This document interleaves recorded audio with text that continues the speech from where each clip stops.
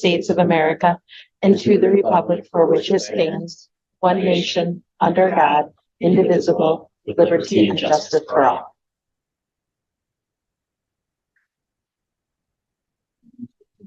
Yes. Yeah. Sneaking up on me. Okay, you want to do a roll call? Bergstrom. Here. Bush. Here. John. Here. Harris. Here. Meitzner. Here. Johnson. Here. Belding. Here. Denon. Here. Brian. Before we go any further, I'm going to read our mission statement. Grounded by our history as one of the oldest supported schools in Wisconsin, Mineral Point School District is the heart of a small community that educates and inspires our students for a bright future in a big world. Okay, Mitch, we'll go to recognitions. So unfortunately, he's not here tonight, but first and foremost, our therapy dog, Bo, has earned his national therapy dog certification over the summer. So he's gone through all the trainings.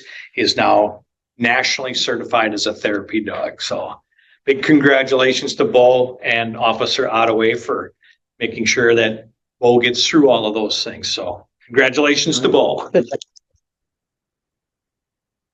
Great school photo. Yeah, absolutely. Next. This is well-deserved honor. Mr. Robinson has been named one of the ag teachers, his chapter's outstanding middle school, high school ag program for this section of Wisconsin for 2024. Mr. Robinson, certainly a hardworking individual, works hard with his students. Many of you probably saw him running around a weekend ago over at the Iowa County Fair. He works with students in the summer, making home visits, helping kids get certified through their ag experience. As kids go on to Washington, D.C. for Leadership Council, very, very much involved, very busy, and again, a well-deserved honor, and not his first, but again, congratulations to Mr. Mike Robinson. All right.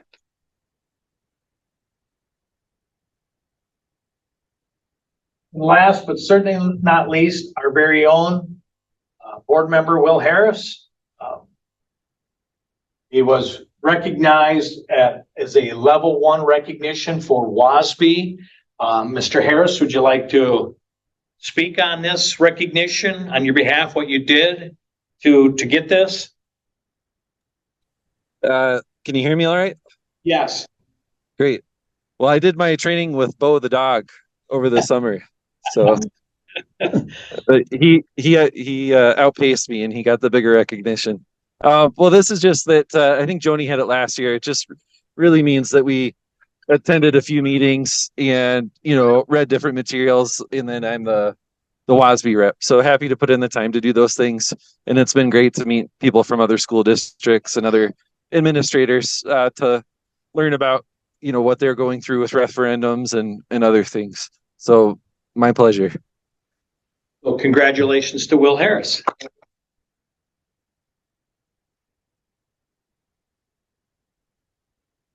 That's it for our recognitions tonight. Thank you. Next is the consent agenda.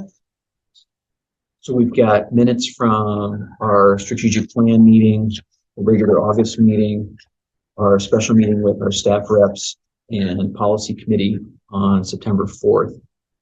Then we have bills payable and credit card statement of activity, which have been emailed to us in advance for review. So I'll take a motion to approve the consent agenda as a whole, or we can approve things individually. Make a motion to approve the consent agenda as a whole. Any comments or questions? The consent agenda. Okay, Angie? Yes.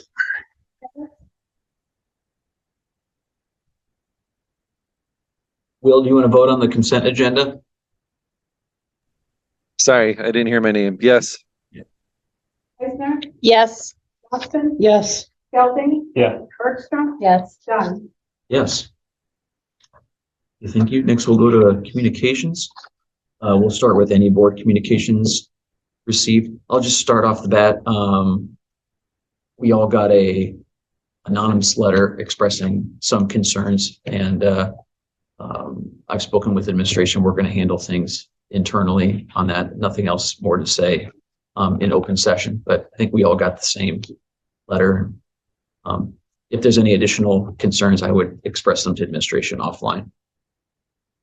You want to start with anything else, Joe? Certainly. No official board communications, a few casual conversations about the school year starting off well, and lots of good energy and good buzz and kids excited to be back in the buildings. That's about it.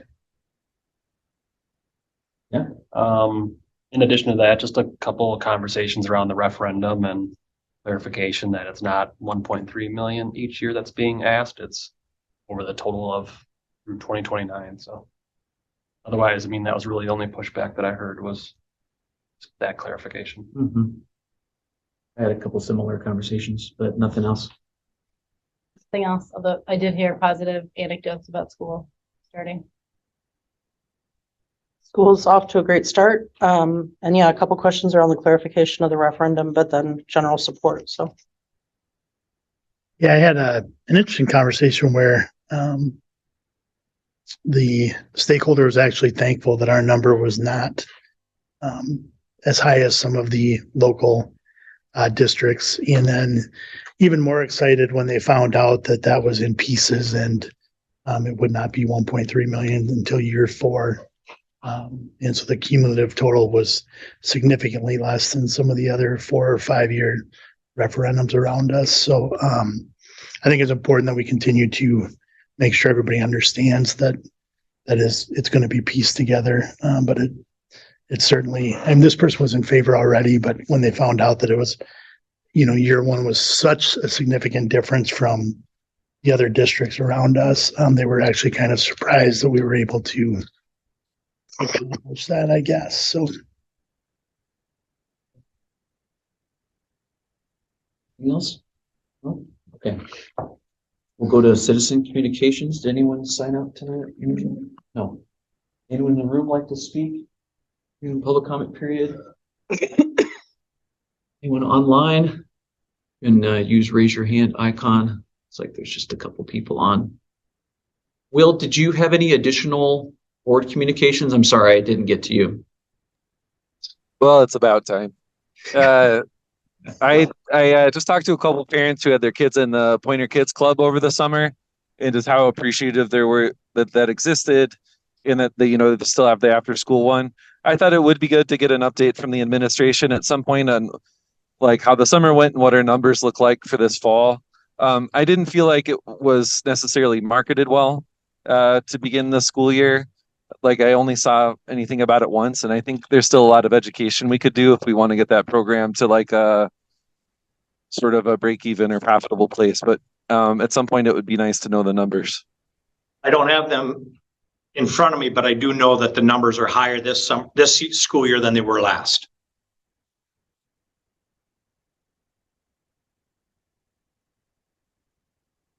Great. Okay.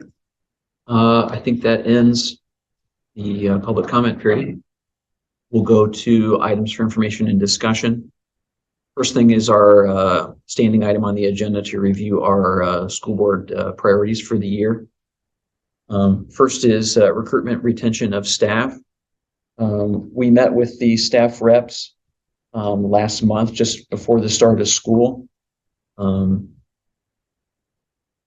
I can give a more thorough update later on during board business, but it was another productive meeting, and I think we're just kind of still evolving in terms of making that a mutually beneficial, relationship and getting the most out of those meetings. I think also you as a board, you have committed to sustaining these as priorities for this current school year as well. Recruitment and retention of staff, that safety, emotional environment, and then governance.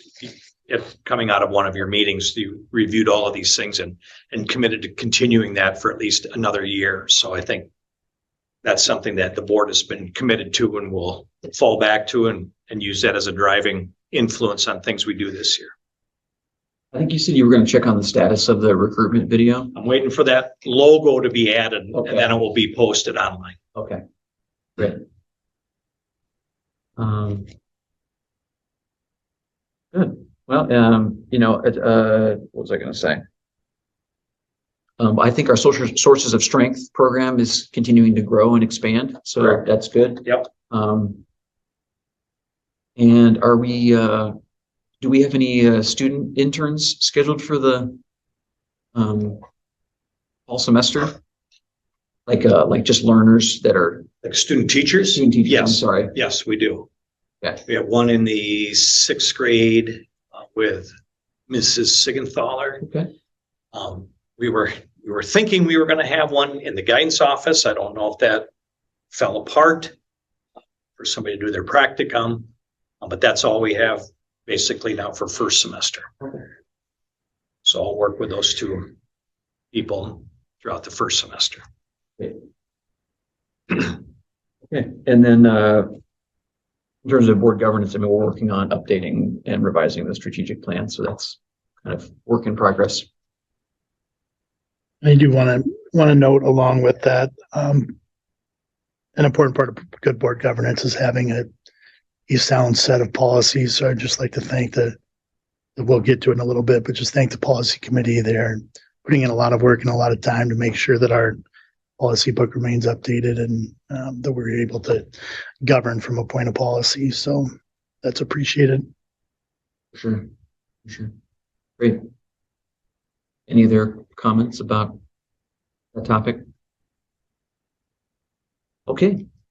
Next, we'll move to Mr. Gannon, who's going to provide us with a report on how things are going at high school. Basically, how much stuff you got for this, but I mean, the intent is to simply get the students more involved with school board governance and hopefully get to the point where maybe there's someone who can come on a regular basis and feel like not only you can provide like just an update on how everything's going, what's going well, but also, maybe provide some feedback so that we know what we can do on a school board level to help improve things. So obviously this is just a start, and feel free to just say whatever you want for a few minutes or whatever. I don't know if you have anything prepared, but no pressure. But I mean, and then obviously you're invited to stay for as long as you want for the rest of the meeting. Yeah, so I'd say it's been a successful start to the school year so far. We're going into week 2 now. I know we've had a lot of discussion with some of the teachers and some of the students. I feel like the student body's been involved so far this year in a lot of the extracurricular things.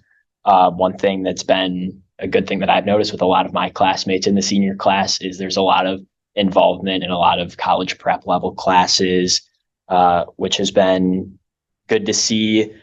A lot of my classmates taking challenging classes, me as well. So that's been something of note so far. Very busy from the get-go. There's just as usual a lot that's offered. So that's nice from our student perspective, whether it's athletics, extracurricular activities, music, you name the different area. There's something in any different area where students can get involved. But besides that, if any board member has any questions on the first couple of weeks, I'd be happy to answer that from the high school level. I would actually, not the start of the school year, but I'd love to hear a little bit about FBLA Nationals. Yeah. So we flew down there at the end of June, and it was a group of 6 of us plus our advisor, so 7 total. And I had never been before. I think I should say one person had gone before when it was in Chicago a prior year, and our advisor, it was her first year in the district last year. So that was her first year, and she had never had any experience with FBLA in a prior job. So that was her first experience to how that worked. And it was a very cool opportunity outside of the conference. We got to go to a theme park. We went to a beach. We got to do some sightseeing around the Central Florida area. But at the conference, there were some workshops that we went to. We found out about some fundraising opportunities that we can do for the club. And then we had fairly good success with the competitive events. My group did a presentation event and we were finalists. So we were the top 16 out of the probably 130 participating teams there. And then we had a student place 9th overall in the nation in her event, which was a test event. So she did business communications. So overall, I'd say it was a very successful trip, and there's a lot of interest that sparked in the club going into this year. And just truly, I think there's over 90 competitive events. So not just your typical business events, but there's a lot besides that. And I think students are realizing that there's those opportunities for different events and different activities as well within that organization. And that's for future business leaders, right? Correct. Anything else? So, well, look forward to having you back to future meetings if your schedule permits.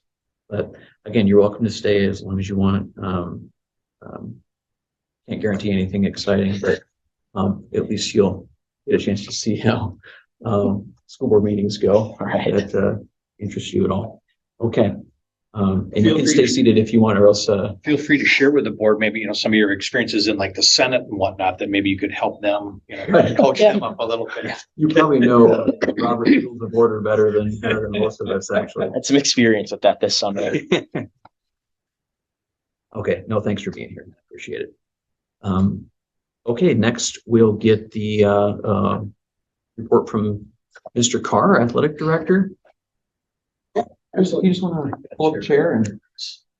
Yeah. Cool. Absolutely. Great. Sure. Thanks for joining us. Absolutely. My pleasure. I know Mitch is getting that fired up there. It was a really good year. First year in the district. I guess for those of you, I think I've met most of you guys and at least had conversations, but Chris Carr, graduated UW Platteville, taught at Monroe. And then last year was my first year in the district back officially as an educator and in my new role as activities director. So great to be back. And I got a really warm welcome at the start of the year, and it kind of, withstood the test of time throughout the year. And it was a really good year. So I got a presentation prepared up there that great. Mitch will, if you want to hit slideshow in the top right, that'll give a closer view. All right. So just looking across the board, really, really well-rounded in terms of athletics. So this is kind of a recap from last year. I didn't include every single team and everything on there, but just some of the highlights. So in the fall, boys and girls cross country. I'm going to go back one, Mitch. There we go. Boys and girls cross country, both won conference. And then the girls ended up being sectional champs and the boys ended up being sectionals runner-up. And then volleyball had a tremendous season as well as conference champs and regional champs. In the winter, obviously, the big highlight was boys basketball for the first time ever, being team state champions. That was just an incredible run, really, really, really exciting for the entire community. And in addition to that, we had an individual state champ, Cade Rule, as a wrestler.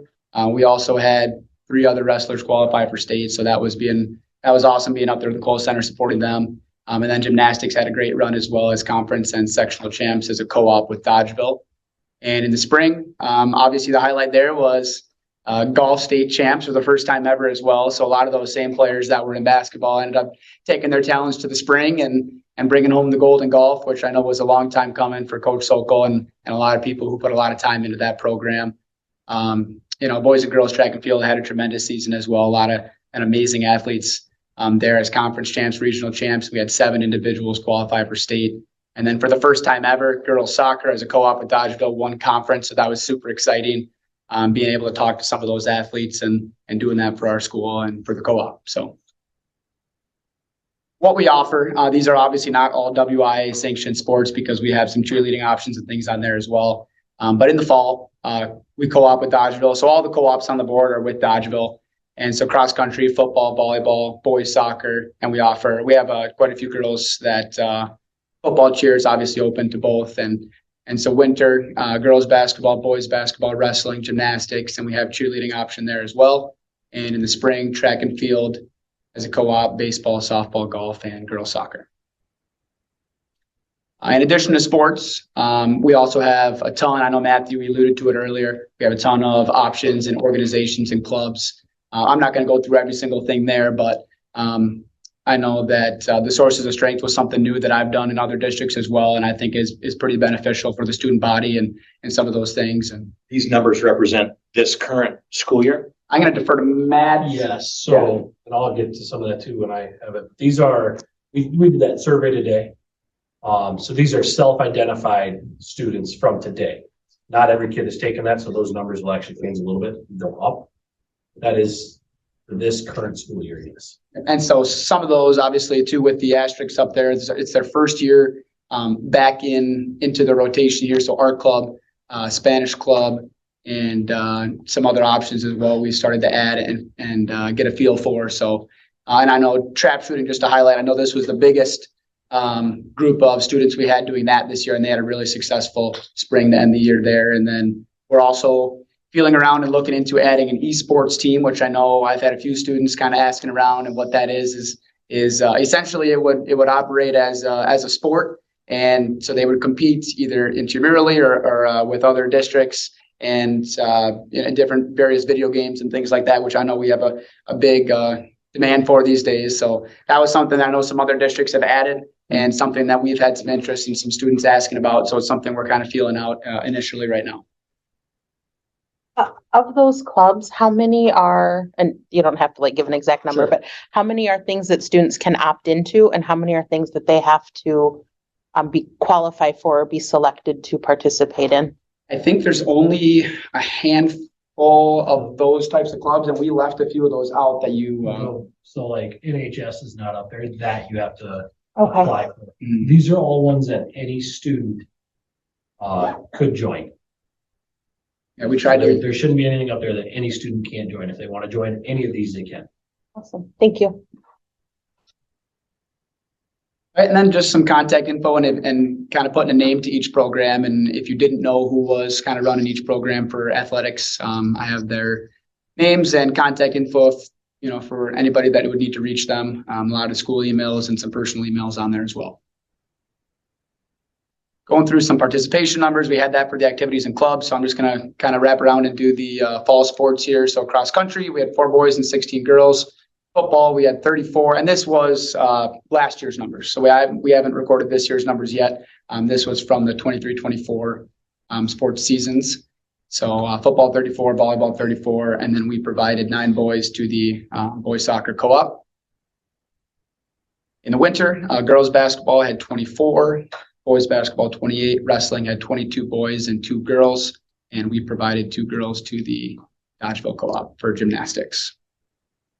And in the spring, we had 18 girls, 13 boys out for track, 27 out for baseball, 21 out for softball, 13 boys out for golf, and 1 girl. And we had 10 girls that were a part of the co-op with Dodgeville for girls soccer in the spring.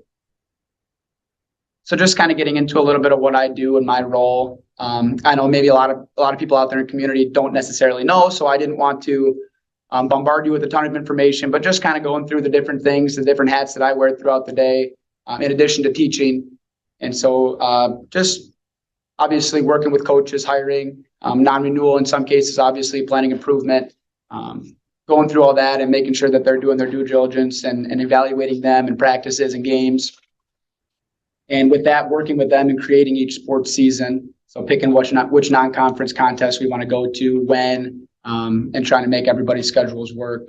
Communicating each sports season and sudden changes in the event of weather or cancellations or date changes. Our communications director, Joelle, is amazing to work with, and she's, the best there is. So anytime that I have anything, I pop into her office, let her know, and we can get that out as quickly and as efficiently as we can. Handling the eligibility of students in extracurriculars, whether it's clubs, sports, whatever it may be, and enforcing the code of conduct that we have approved. The oversight of athletic budgets, working with coaches. If they have a need, how can we do this in the most cost-effective way? And then also sitting down with our building principal, Matt Austin, and going through those and making sure that they stay under budget and or close to the budget as they can. And like I said earlier, encouraging the continuous development of coaches, making sure they know of any clinics or things that would benefit them and their staff, and that we had that budgeted in to cover that if they want to continue their education to better our students. Handling athletic awards, whether it's ordering something new or getting things ready to go for banquets. My administrative assistant, Carrie Brinkman, is fantastic at getting those to, helping me get those together, the envelopes, printing off their certificates. Saves me a ton of time in my role, and she's a tremendous resource for me. And then a lot of those things that I just listed are also applicable at the middle school level as well, going through all those different things. So things that are new that I kind of brought with me and implemented in 23, 24. I think that streamlining communication and being on the same page as all my coaches is really, really important. So I held actually here and facilitated 4 athletic department meetings, whether it's a change in a code of conduct, whether it's any other concerns. I kind of opened it up for any coaches to add topics to that. And, then as a big group, we can kind of go over it and see how we want to handle certain things and any other communications that need to be had, reminders, deadlines and things like that for the different coaches. And then for the first time in a long time, we did the all sports meeting. That was at the end of the year, right before summer, to hand out paperwork, make sure everybody knew what they needed in terms of physical forms and eligibility, and then go over the code of conduct so that there were no surprises coming into the year this year. GoFan was something new. So GoFan, if you don't know what that is, they partner with the WIAA. So if you've ever been to a state event or some of the larger events, it's a virtual ticketing platform that they use, and they actually just re-upped with WIA for it was another contract. I'm not sure off the top of my head how long, but that was something I got turned on to. We're talking at conferences and things with other EDs, and I think that was a tremendous resource for us. A lot of larger schools have completely implemented this and taken cash out of anybody's hands, which makes it a little more efficient and easier on the ticket takers and things like that, rather than having to count cash. And obviously in today's day and age, a lot of debit cards, a lot of Apple Pay and things. So that made it a little easier for that population of people who necessarily don't carry a ton of cash on them. And so leading up to it, Joelle and I sent out a letter after talking with Mitch, and we thought that was probably the best route to do that and inform the public on that way that they were walking in and there weren't any surprises at the door. What is this new thing? And so we tried to present it in a way that was informative and made it as easy as we can. And actually Matthew and the student media team, as well as our advisor, Kristen Staver, really helped on the big video board in the gym. We would play how-to videos and different other things to inform the public on how to use it. So maybe it wasn't so intimidating for anybody that hasn't seen it before. With the help of that, if you were at any of the big wrestling events that we hosted this year, we had a fast lane. So similar to like a Six Flags or whatever it is, if you have a fast pass, right? So we were able to have a fast lane as you went in. So if you pre-bought your ticket on the GoFan platform, we roped off one of the doors. You could go in, show your ticket, redeem ticket, walk in, and you didn't have to wait in the big admission line, counting cash. And it caught on really well. So that was extremely helpful in easing some of that traffic, entering quickly and making it easier on the ticket takers as well. So the way I was able to do that too is, so with the WIA, if you're hosting a postseason event, it has to stay as neutral as possible. So you're only able to give an allotted number of pre-sale tickets. So I was able to make a unique link for all the 13 schools that were participating, send it out. They would send it to their community and they would show up with their link. That way we weren't, infringing any boundaries with the WIA, and I made sure I cleared that with them, and it actually worked out really well. And I know my bookkeeper, Danielle Miller in the office, appreciated this. So they provide weekly statements on all the sales and provide a lot of that data at the click of a button. And so I could go back and look and last year on any given date or any given time period, what were our sales this day, how many tickets, et cetera. And then with that, in the past, what has been done for the pre-sale of tickets on large events, somebody had to be in the office and sell paper tickets. And so this was a way where you could post it on Facebook and post it on social media. They could click and buy their ticket, bring it to the game, and there was no employee needed to sit in the office and sell tickets to the public all day. So that was helpful. You pay a subscription for this service? No, there's no subscription needed with the GoFan. So just going into some of the success that we had through those 3 events, the largest events that we hosted. The first one was that Swanswick Conference Clash. And so we had 211 pre-sale tickets. And as you can see, as we went down the line from that to regionals to sectionals, by the time sectionals came around, we sold 440 tickets, which in my estimation is about a third of the general public that was there, did it virtually, which was really cool to see that blossom and make it easier for everybody. Another implementation that I had this year was Sports U. I was up at the new athletic directors conference in Stevens Point last summer. And this was something that when I got into the job, I know I sat down with a few people and they're like, we need to find one single platform that makes it easier for everybody to communicate. Because if you are a parent of a student that's in 3 different activities, you have 3 different apps or email chains or whatever it may be. And I can see how that can kind of be a headache to keep track of everything. So this was something that I got turned on to there, and I started playing around with it. And I thought that it was really, of all the research that I did, it was the easiest and cleanest app that we could have done. It's available on the App Store and Google Play and anywhere else that you need to get it. And I know a lot of our middle school and high school programs have taken to this and used it now. And also it's trickling down to youth level is what I've been told. So what it is any team update. So for example, if I'm having a football practice today and something happens where we have to delay practice for a half hour, as the coach, I can go in there and I can make a post and say, hey, practice has been delayed 30 minutes.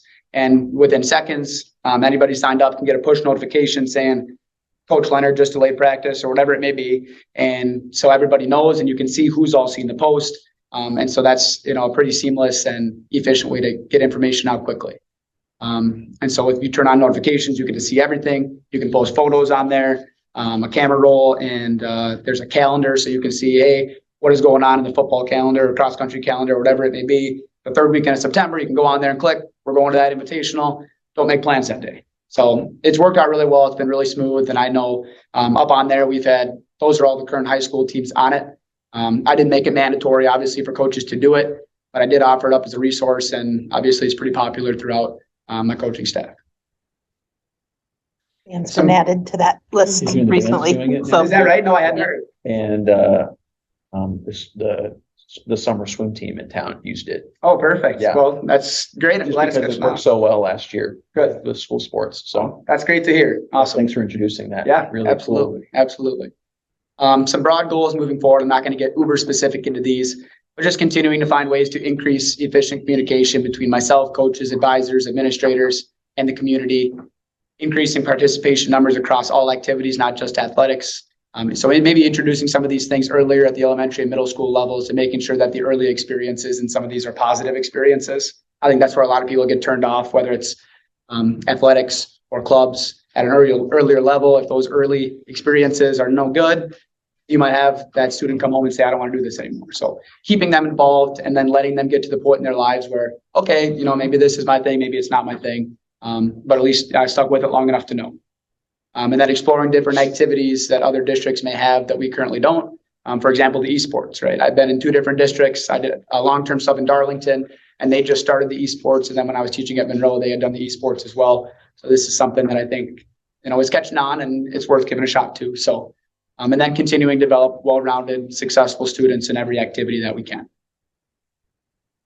Some of the challenges in the first year, it is a really steep learning curve. So I felt pretty good going into the job last year. I had, obviously quite a few years coaching and a few years teaching, but nothing can really prepare you for that first year in this role, other than, of course, having one of the greatest to ever do it. So Vicky Dahl was a tremendous resource for me. I probably bugged her too much with how much I was trying to text her and call her for certain questions, but she was amazing throughout the entire year. Anything that I had come up, she gave me an amazing answer for, and she is a tremendous resource and a mentor and a friend to me. So that really, really helped with that learning curve. And another one of the challenges was just how time consuming this job is. And I knew what I was getting into. Obviously during the winter, you have 2, 3, 4 home events per week. It can be pretty taxing. So 55 to 60 hours is pretty much the norm. Being in the building from 8 a.m. till 9 p.m. It can be a lot, and learning to adjust my life and some of the things that I do to make sure that I'm present when I need to be present, and be in the face of the activities and athletics here. And I know that's really important. So those are some of the challenges in adjusting to that. Some potential improvements. I always think more availability would really, really help me because I do teach as well. So all the things that I had gone over, I still have to teach throughout the day. So I have 5 classes that I really do. I love teaching. I love the students here. But teaching those 5 classes makes it challenging to be available to other athletic directors, officials, students, coaches when they need it throughout the day. We have a lot of on-staff coaches, so they may have a prep 3rd period. And if I'm teaching Phi Ed and they need, hey, this scheduling conflict came up, where's Mr. Carr? It's really tough to navigate that. And then if they do get a hold of me, then I teach for 4 or 5 more hours. And then I go back and say, what did that coach need? It's really tough to try to bounce around and do that and navigate throughout the day. But my administrators in the building, Mitch and Matt, are really, really good about giving me the time when they can and affording that and working with me, because it's a tough adjustment for sure.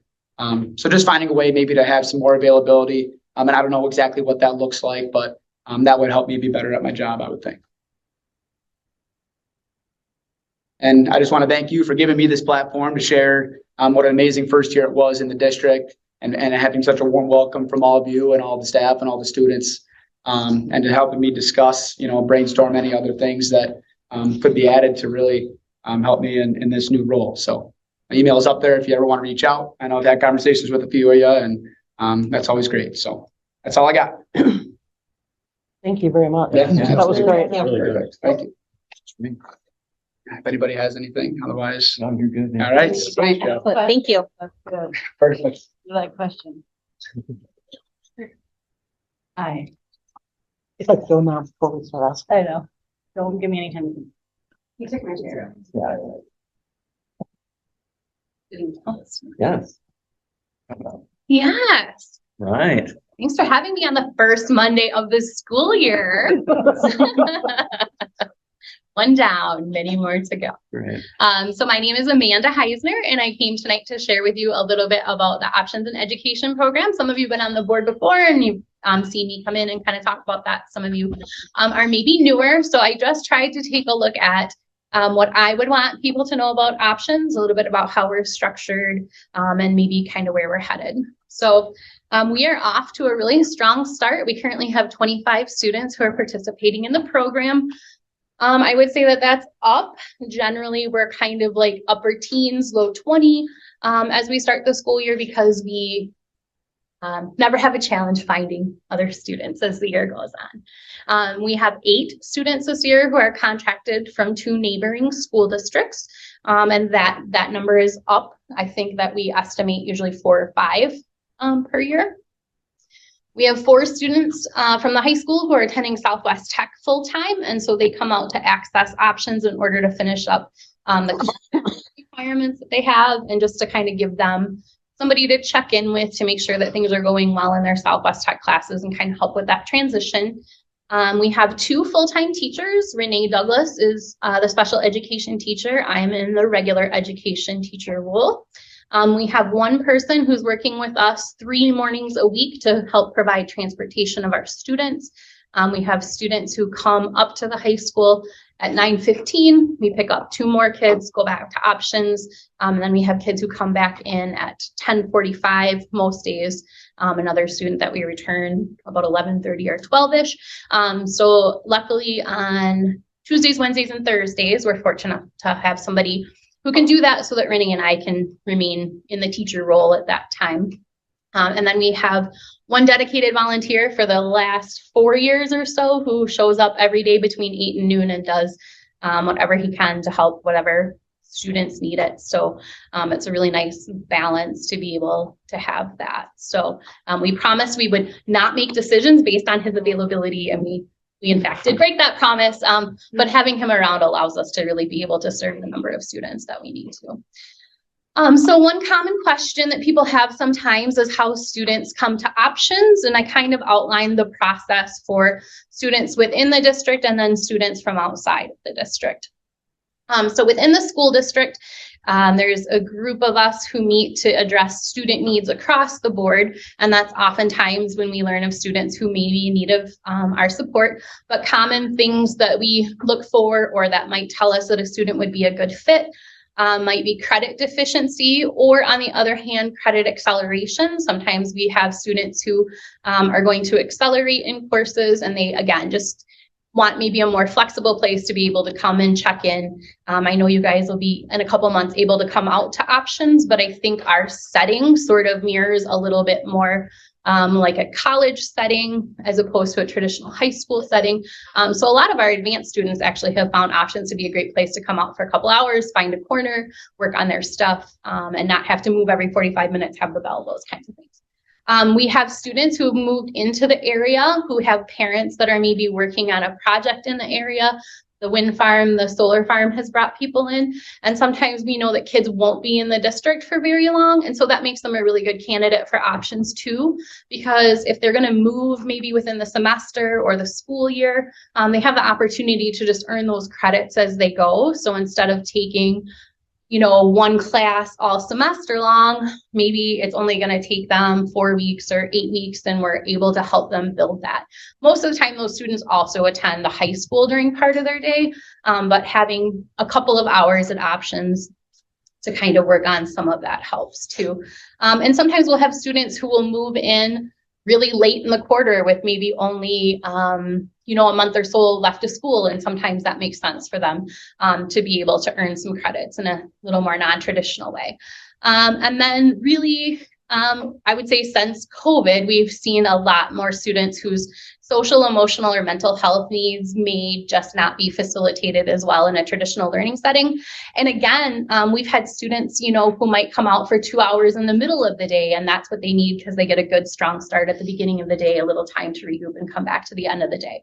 And the really cool part about our program is we're really able to customize what kids need, when they need to be there, and work through that together. So outside of the district, through whatever internal process those other districts have, they reach out to us when they have a student that they think will be a good fit. We require students, families, and a school representative to come to Options to take a tour, to have a meeting, to find out what the needs of the student are, to make sure that they'll be a good fit for the program and that we'll be able to really serve their needs. That's one thing that changed after the first year that we had the program. The first year we asked districts to purchase seats, and then we learned through that process that the students weren't involved in making that choice. And since we've made this change, we've had really good results because the kids are buying in from the very beginning. So districts can't say, we're gonna, you know, this kid has to come here, and it can't be a punishment or a consequence. So we're really proactive about making it a positive choice for kids. When students come from another district, they are working towards the individual graduation requirements of their home district. They'll receive their home district's diploma. They'll meet the same requirements that they would have had to if they were in their home district. Students with IEPs may have some customization from that, but that's the case whether they're in a traditional or a non-traditional setting. And then the home district has to make the choice to contract with us for the student to attend. Contracting districts are responsible for transportation for their students, and that's gone very well, and students have been very successful in attending good attendance records with that contracting district support. And then students come for 10 hours a week of instruction, which is consistent with DPI recommendations for alternative ed. And so that looks like for most contracting districts, 2 hours a day, 5 days a week. This year, all 8 students are in our out at Options from 10 until 12. So we have a really nice time where, other than a couple of Mineral Point students, it's kind of a closed group, and they are only, for a couple of them, most of them are only receiving their instruction through Options. So we're able to really do some of the things that they may need to do because they're not having additional support and education in a traditional setting in their home district. So that's worked out pretty well. So what kind of curriculum do we use? We have some online resources. This year we still have APEX. We're making the shift to Edmentum. And the two contracting districts that we use also use Edmentum. So I'm getting a little bit of an opportunity to get back into that. I think next year there'll be a shift more in the district to Edmentum. And then we also have PASS courses, and that stands for Portable Assistance. Yeah. Okay. Anyway, it's I forgot what the other ones are, but basically it is a compacted curriculum. It comes in paper. They've been doing some updates to include some videos and try to make it a little more interesting for students. but it was designed for migrant students in the southwest part of the United States who were coming to US for a season and not for a whole school year. So it's really compacted the curriculum. We have some English, math, social studies, and science that we can offer that way. Some kids really prefer the online. Some kids really prefer to just have paper and pencil in front of them because they find that less overwhelming. So those are the main resources that we use for our core classes. We also collaborate really well with teachers at the high school. So sometimes teachers have courses and they're very organized in Google Classroom, and they let us join their Google Classroom, and then we can kind of pull some resources for our kids too, which is great. Students with a job can earn up to 2 credits per year of work experience elective credit. We have it set up that they can earn a half a credit for every 90 hours of experience they have. And that's pretty consistent with like the youth apprenticeship and other high school kind of work experience programs. We're lucky enough to have a full kitchen, washer, and dryer, so we're able to offer some life skills classes as part of our elective choices. And then the thing I think I'm most proud and excited about is that students can really work with us to create electives that are based on their interests. So I've had kids get coding training, and they learn Python, and they show the certificate at the end, and they can earn some half credit elective credit with that. We have kids who are very into art, and they'll complete some portfolios. We've had years in the past where we've had a local artist who would come in once a week and work with kids and give them feedback and do that process. Right now, we don't have any students that's the direction that they're wanting to go, but we have like the 4-H curriculum is great food curriculum. We've used that before for kids who want to either learn how to cook on their own or maybe have some culinary interests. We have some light woodworking tools and construction projects. We've had a lot of students help out with things in the building if we've got like a drywall thing to patch and repair. We've had students interested in graphic design and lots of other things. So I would say in the 9 years that I've been there, there's been just kind of different waves of things that they're interested in doing and learning and trying. So we really try to instill that learning really is a lifelong thing, and you can get excited about, luckily, things that I don't understand because we can figure it out together. All right, so what do the kids like about coming to Options? We offer a small off-campus location. I do think that our off-campus location is a huge benefit to students as opposed to a school within the school model, because they sometimes just need a fresh start. I also think if we were a school within a school, we'd probably not be looking at contracting with other districts to have students attend as easily as we're able to with having that off site location. Students are able to work at their own pace, but teachers set pacing guides when they're needed. And so like this first week, we're figuring out who does better if we tell them exactly what we want them to do, and who's doing more than we thought they were going to do. So we're going to step back and not suggest what they do because they're really good and on their way. As seniors, students can and often do graduate early. And a lot of students really start to pick up the pace and the ownership in their junior year as they prepare for graduation. And we have some students who say, I want to graduate early, and then they come and they feel like it's a best fit for them to continue through their year. And we have the opportunity to work on transition plans, what they're going to do next year, a little bit more with them in the spring. Students appreciate the flexibility and being able to choose which courses they want to take in which sequence, because they're not bound by traditional semesters or school years. And I think because we have a fairly low student to teacher ratio, we're really able to help meet the needs of individual students with things that could impact their school success, their access to food, housing, clothing, personal care items in a respectful and helpful manner. We have food and snacks that are available all the time. All kids can help themselves to it. We have things that they can grab if they need to take food home in that same area. I don't think that they feel like they have to ask or rely on us to kind of help figure those things out. It's just built into the space. So opportunities for improvement. We're always looking for other meaningful elective opportunities for kids who don't attend school in the traditional setting. Because right now, most kids need between 7.5 and 9.5 credits of electives. Well, if each course is a half a credit, we're talking 18, 19 different things if we have a child for all 4 years. So we always look for different things that we can do that mean something to them. Work experience for some kids has been a challenge for them to find. It could be because of where they live.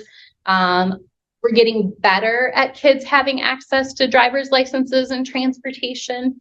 But if a kid lives in Cuba City or something and doesn't have the opportunity to work in town, how are they going to be able to access that? One of our solutions to that was that I should be the driver's ed teacher. So that's helped a little bit for us to be able to get that connection made for kids. And I would say most years we have a handful of students who don't have a consistent living situation at home.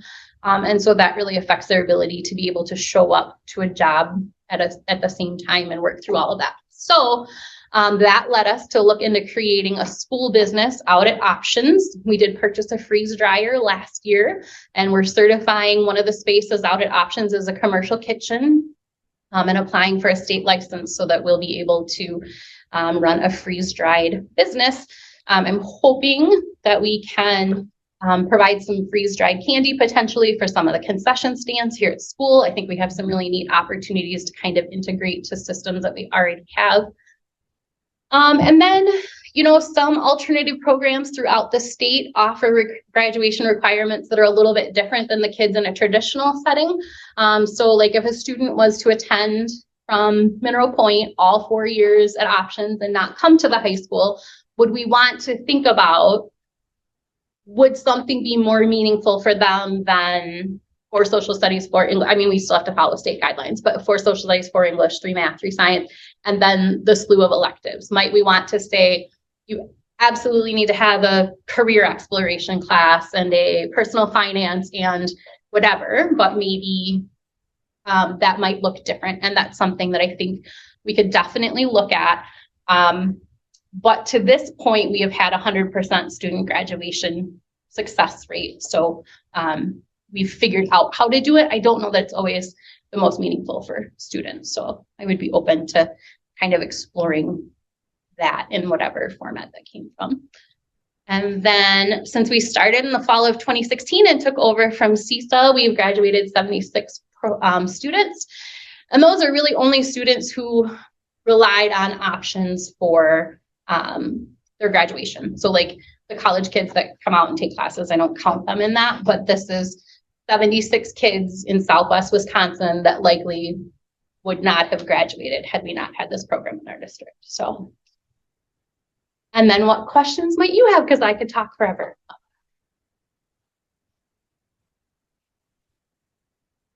The only question that comes up for me, are you, because there's 2 of you full time. Yep. One with a special ed license. Yep.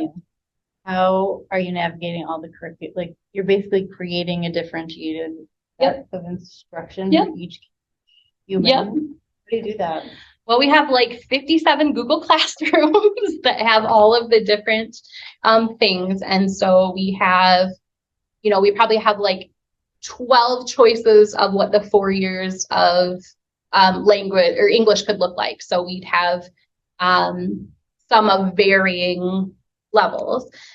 We have some classes that are really just for credit recovery. So kids who have sat in class, maybe haven't done their homework, are coming to us with the assumption that they probably learned some things. So opportunities for them to pre-test and show us what they already know and move through things kind of faster. And then we have curriculum like from APACS, where if a student's going to be with us the whole year, then it's probably going to be closer to taking a semester in time for them to work through. So I think that this is the first, well, not the first year, but this has been the best year to start so far. I think for Renee and I, because we just have a variety of things at our disposal.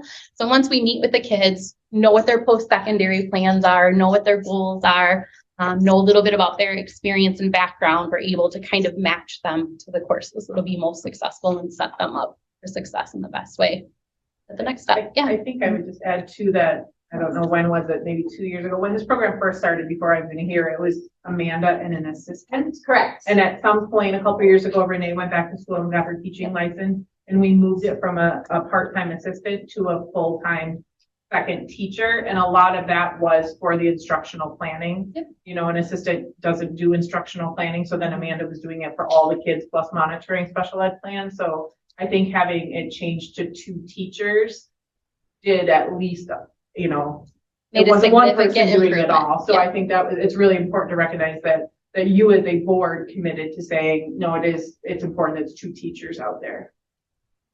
So you mentioned 25 students this at this point in time, but what is capacity? Have you thought Great question. both teacher wise and Yeah. space wise? I no. We fair. we put numbers out, right? And then it depends. It depends on the needs of the students. It depends on when they're coming and how they'll fit into the group Right. and if their needs will be met. There have been a couple of years in the spring where we internally Yes. said, Yes. we can't. I was gonna say, you implied earlier that you kind of stretched it just because you had a reliable volunteer. Yes. So it Yes. sounds like you're near capacity. We're probably near capacity. And I think certainly our willingness to maybe work with some of the students who are not your traditional alternative ed student might kind of change, and communication with Matt and Angie and Erica, they might be oh, we have this student who might need a check-in or whatever. And I can always say, I don't think we can do that right now. And we come up with another plan. But it depends on the student and the needs that they have. And it depends on how everybody else is doing.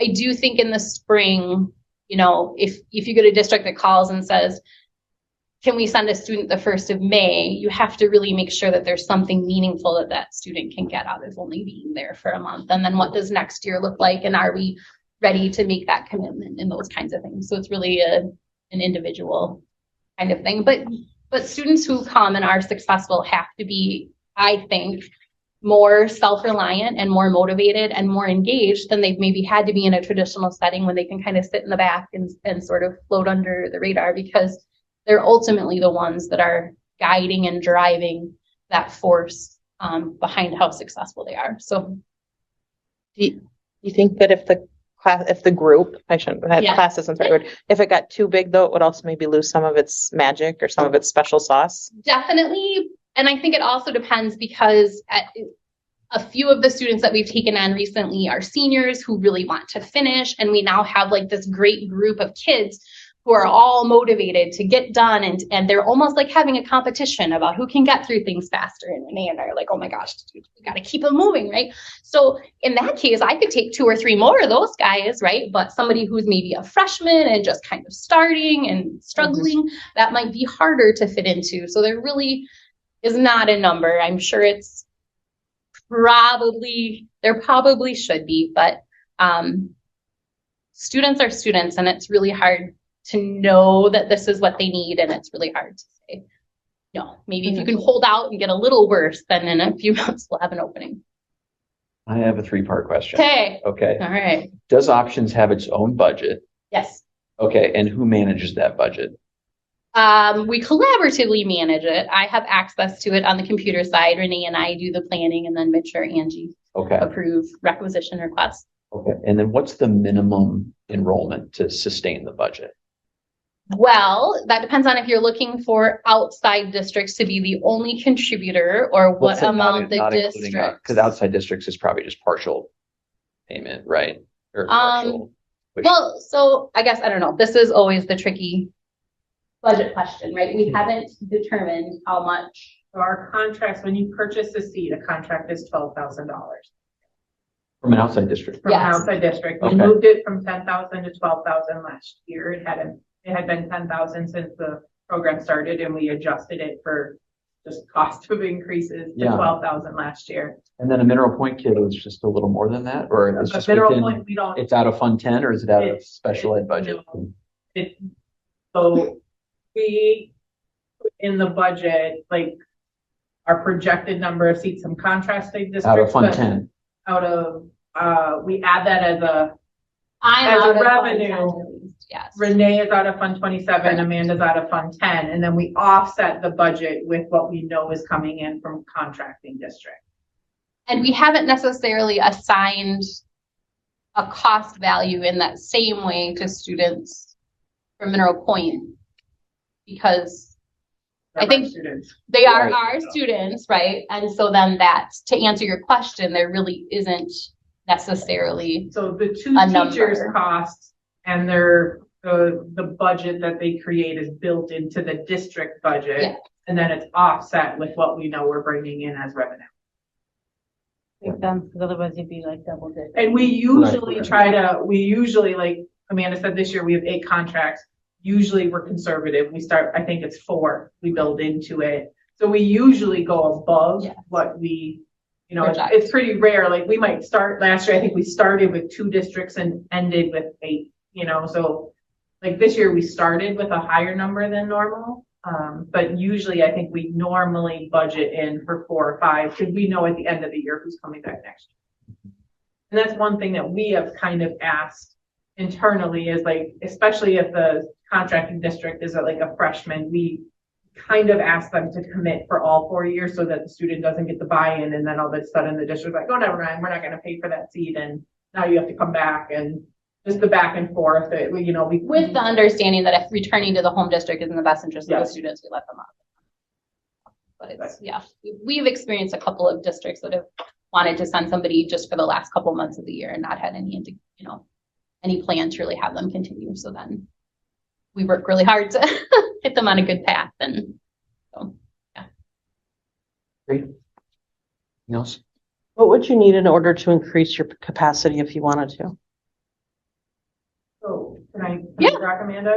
So I know we've had several districts over the years reach out about middle school students, and in general, with the exception of very few, middle school is a whole different ballgame of like meeting staff ratios and independence of students working and those things. So like that would be potentially an area where we've talked about like it could grow, but we can't do it with the staffing that we have now.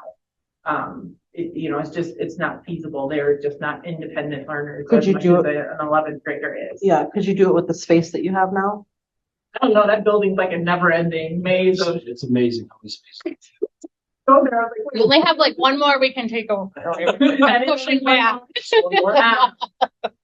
So I think space-wise, I would answer yes, I think so, but like facilitation of additional plans and additional grades. But I do think like potentially there would be the interest of like middle school, even from some contracted neighboring districts. And my position is that would take another certified teacher, and not just staff. Like, I don't think that's a support staff role. Middle school is going to need constant teacher-led instruction for a long time, except for a few kids, but they're going to need, and an 18-year-old doesn't need that. And a 14-year-old doesn't necessarily need to be spending a lot of time with doing the same things that 18-year-olds are. I think they're just very different. Is the middle school demand coming from outside districts, or do you think at our current middle school, there would be a lot of students that would benefit from an option style? Not a lot. Yeah. I think that Time to you time. could benefit from it. Sure. But I think almost every year we have at least one district contact us, and it ends up being a middle school student. They're just not quite as. Great. Thank you. Yeah. Thank you. Thanks, John. Okay, what's next here? Building administrator report. We're gonna follow up on academic goals for the school year and first week wrap up. Oh, Mr. Ingwell. I'd like to start with a few things, just like overall, I think both buildings from the summer crew did amazing. Getting the buildings ready and tip-top shape from there. So that's always a great coming back to school and having the buildings look amazing. Ready for the whole school year is great. No residual water damage. No issues. Everything's good there. Okay. The first week back with 90 degrees, there was some precipitation, there's some drips just because there was so much heat, but we made it through. So overall, like I said, it's great to have students in the building, with a different role and having the building empty for a couple months is so quiet. So the buildings just need kids and staff in the building, and it's great to have them back. Lots of smiles the first week. EC 4K started on Thursday, which is great to see the youngest learners start school and have their first experience at school. And some of the parents are, again, that first time going off school is hard, but everyone did amazing the first couple of days for EC and pre-K. So it's great to see them back in the building. Going into the second week, biggest thing, like, we have a lot of new faces across the grades, which is great to have new families coming into the district from there. So it's always fun to see new faces and learn about the students from there. Overall, like I said, numbers wise, you see through fifth grade, we're up a little bit. Obviously, there's a few grades that are a little higher. Third grade's a little higher than the rest from there with number wise for class sizes. But overall, like I said, we're doing really well for numbers wise. I know in a couple of weeks, we're going to do a bus safety day for the elementary. Kids will learn just some bus safety, just overall, just to kind of, we did it a couple of years ago, I believe. But I want to, Todd and I have been working on just getting some, a little more understanding of this overall bus safety for all students, if they're not riding the bus on a daily basis, but just some understanding of safety rules from there. So overall for this year, again, the key thing for us this year, kind of some focuses of what we're doing for staff wise, obviously digging into keys to beginning reading, really using our training, kind of obviously build background knowledge for all staff, because every staff, certified staff has taken the training. So the key thing is obviously going through that and, kind of pulling things out that each staff member can use. We'll have extra resources that are always available even through the training after, working with Jim Addison through CISA. So it's kind of nice to have a local person actually teaching us as well too. Rachel Schrader and Kimberly Diefenbach also are leading some of the actual lectures as well too. So the goal for us is obviously to keep working on all those trainings are staff wide. So again, no staff is out by themselves. It's again, working in collaboration, working as a team from there. And then kind of really looking at those and applying anything that we can take from that into our win times, which has started this year for the first time over the last couple. So again, we're looking at targeted instruction to helping these students that again, looking at different groups, what they need. So kind of using background knowledge from keys, but also then allowing staff to dig into win time. It's kind of something that we're really focused on this year. And that'll start next week, the win time. So again, looking at, again, dividing into each grade for their win time for 30 minutes a day, except for on Wednesdays. So staff will again use the common assessments and then look at where they need to place students from there. So after that, like I said, we'll use our pre-K through 3, all got trained in UFly for phonics. So again, using that as another way to incorporate the literacy part and really dig into the phonics side. When we looked at benchmark and identified phonics wasn't where we wanted it, UFly was our next component that we plugged in to that area. And the staff obviously have dug into it and really are starting to use that already as well too. So it's nothing we're focused on all year to kind of really focus on that phonics breakdown. Ames Web, so go to our testing. So we're starting testing this week. Angie's gradually getting from GPI students rostered into Ames Web, and they'll start testing this week. So we'll have a lot of data coming in soon. The first round of testing will all be done by Rachel and Kimberly. From there, just because staff haven't been trained on how to use Ames, but they'll be trained by the January when we do the second round in them. So a few things, obviously, just for us to work on of just going through the keys, obviously using keys for our win times. From there, also using UFly that we got all staff trained on the spring. And then obviously looking at our first round of testing and kind of see how it goes and what the numbers are. We can kind of plug in from there. I'd like to, obviously in October, I'll have how the testing went and where we're at for numbers wise. So. And the testing you're talking about is the common formative assessment for the CFA. That'll be what the help right now to use to set up for the win times. The testing wise will be the Ames Web for the reading and math as well. And that's like an interim, they do it 2 or 3 times. They'll do it 3 times, so once in the fall, once in the winter, once in the spring. Questions? Thank you. Thank you.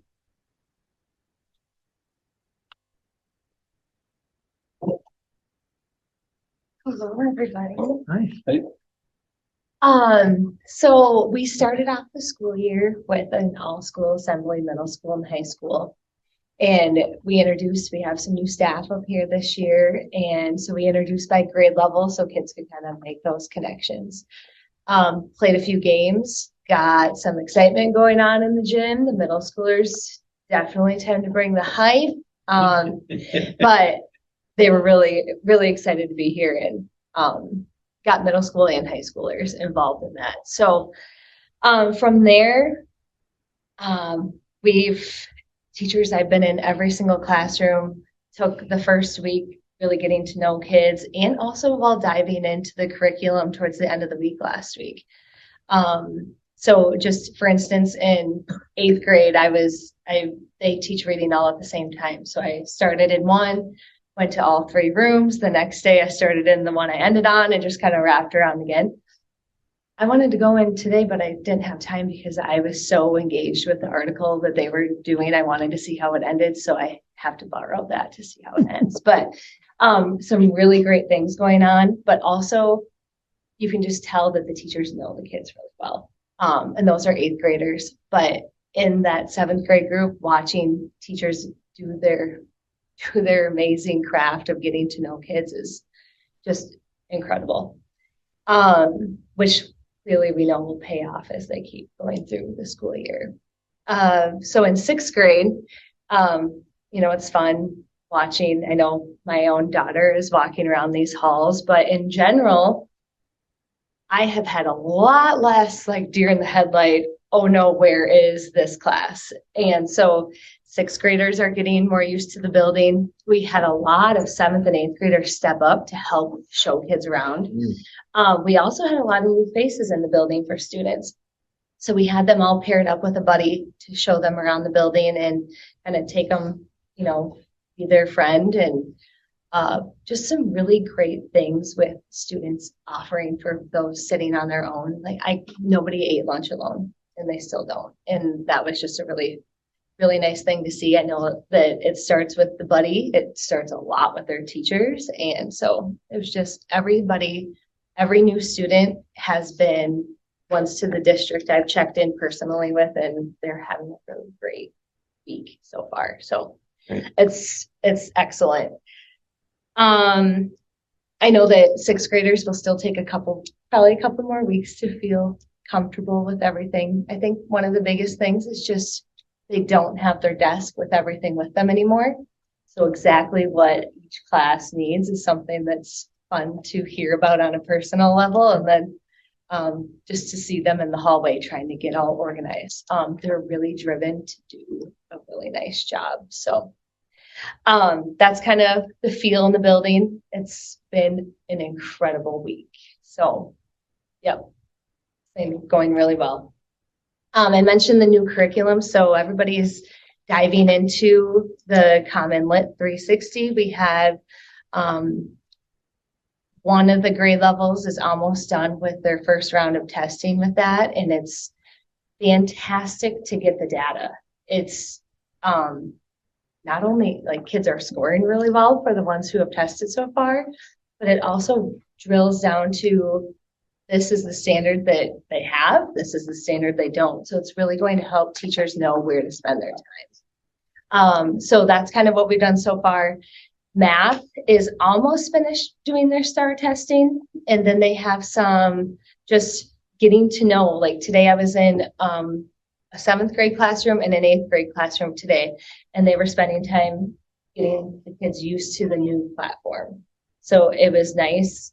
The math program has already planned for that. So they're kind of easing them into where are all the tools so they can get used to that. So math, it should be done for testing by Wednesday this week. And then our reading will be doing STAR Tuesday, Wednesday, and Thursday of this week. So we'll have all that data. Tasha Miller is also using longitudinal data, and she's been pulling to try to really drill down to those skill-specific groups. And she feels that she will have enough data to begin working with her groups on Monday. Wow. So that's been fantastic. See, another thing, our homerooms. So that's probably one of my favorite ways to start the day. And you can tell even from my homeroom that I get to have, we have some students who are in the high school now, and they're like, did you see so-and-so playing? They're cheering on the people who have left because they're still connected with them. So one thing that my group asked, can we bring the 9th graders back? for a Wednesday and just like see how things are. So play some games. So they're so connected. We're keeping these homeroom groups while testing is done and while teachers can get those like maybe tier 2 interventions in place. We're keeping our homerooms for 3 weeks to really work on that community feel and just trying to really build that class or that feeling of this is we're easing you into the school day. All of these students here, they're here to help you. I just had a kid today that he lost his Chromebook charger and it was a big deal. And he's a 7th grader, an 8th grade girl who's in that homeroom was like, hey, you can borrow mine. And, knowing that you don't have to be best friends with everybody, but you can be helpful and nice and kind. So we're really trying to do that across the homerooms. So, and having fun with each other. So that's definitely a highlight of the week so far. So what we'll continue to do is keep getting to know the Common Lit curriculum.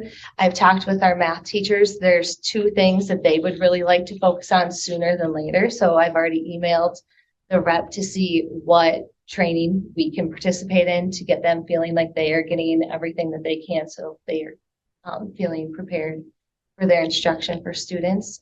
And everybody has a really good feeling. Like it's positive and they're ready to go. And they know that if they stay positive, kids will stay positive about the changes going on also.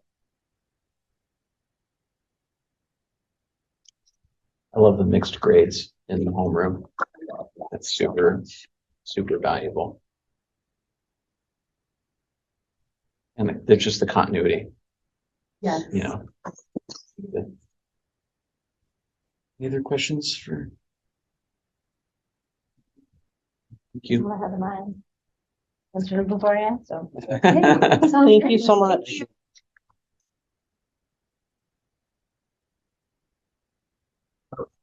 Start without you. I'll let him read my note.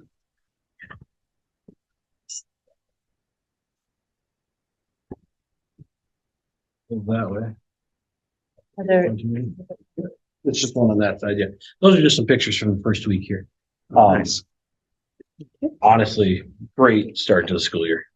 Great start to the school year. Kids are awesome. It's great to have them back. It's great to have the staff back.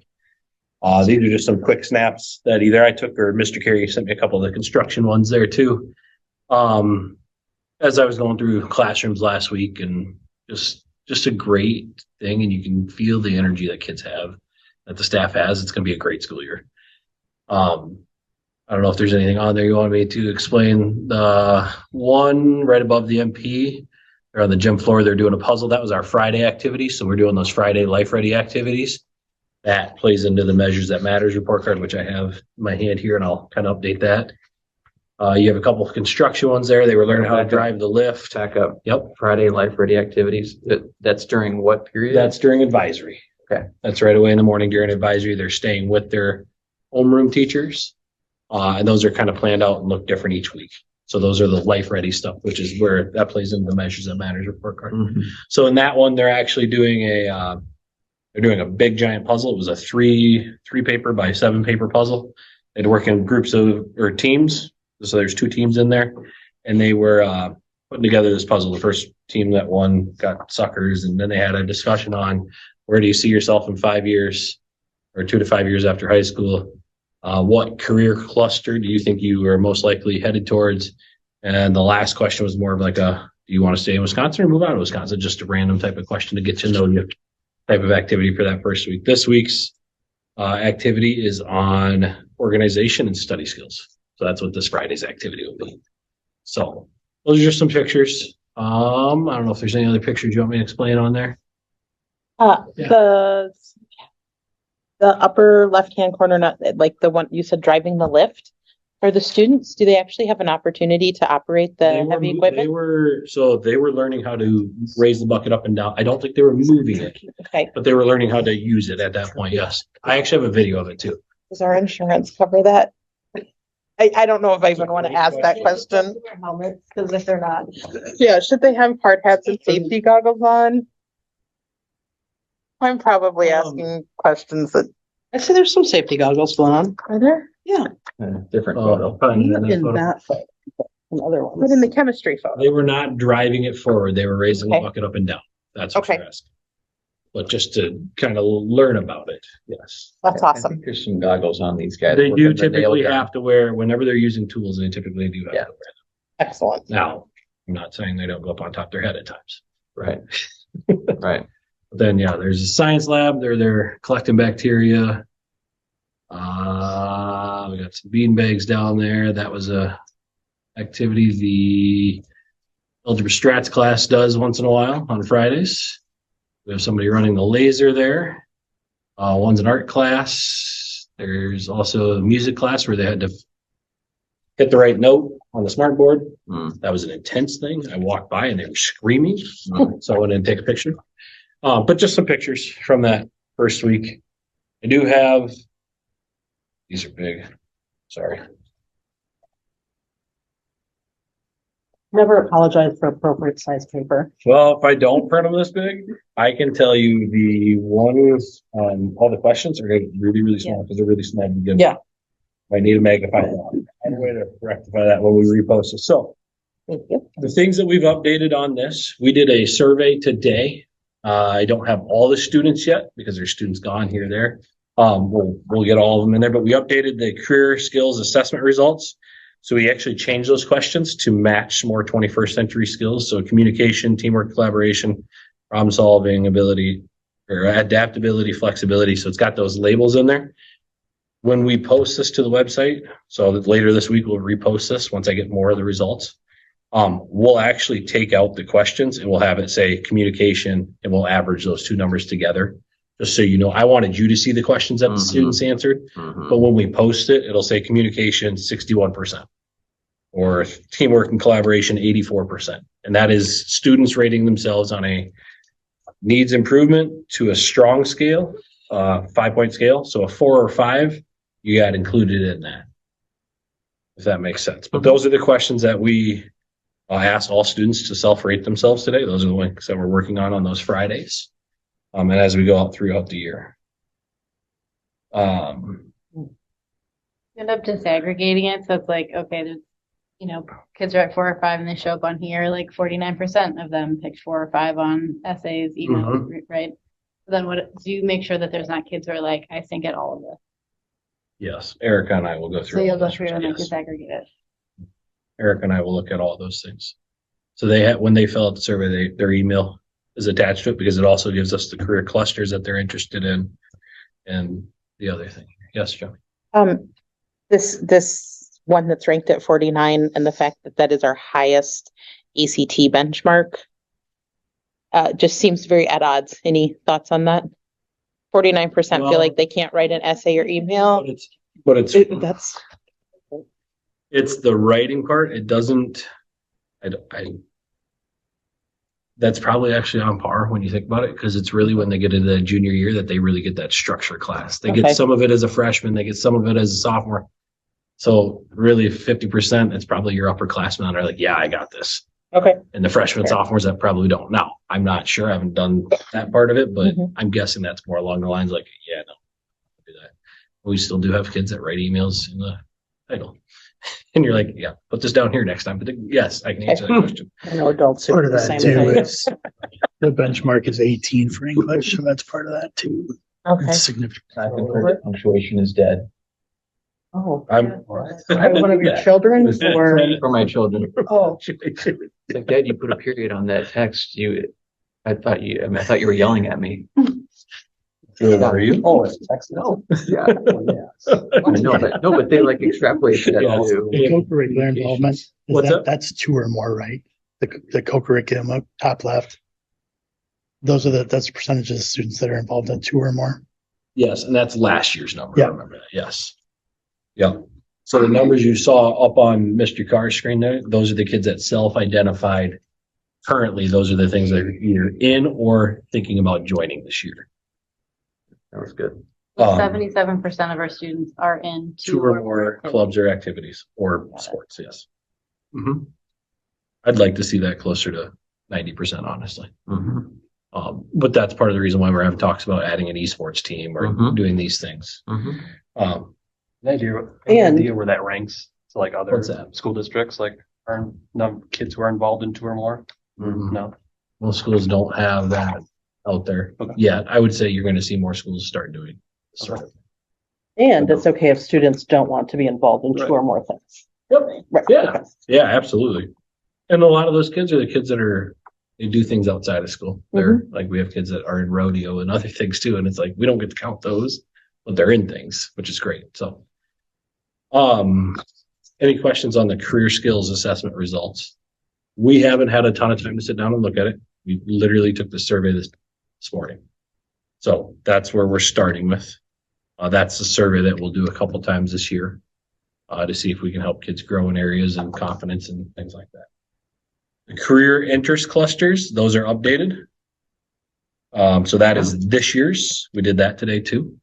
All 4 grades or just 12th grade? All 4 grades. Mm-hmm. Yep, that is school-wide career clusters. Finance grew.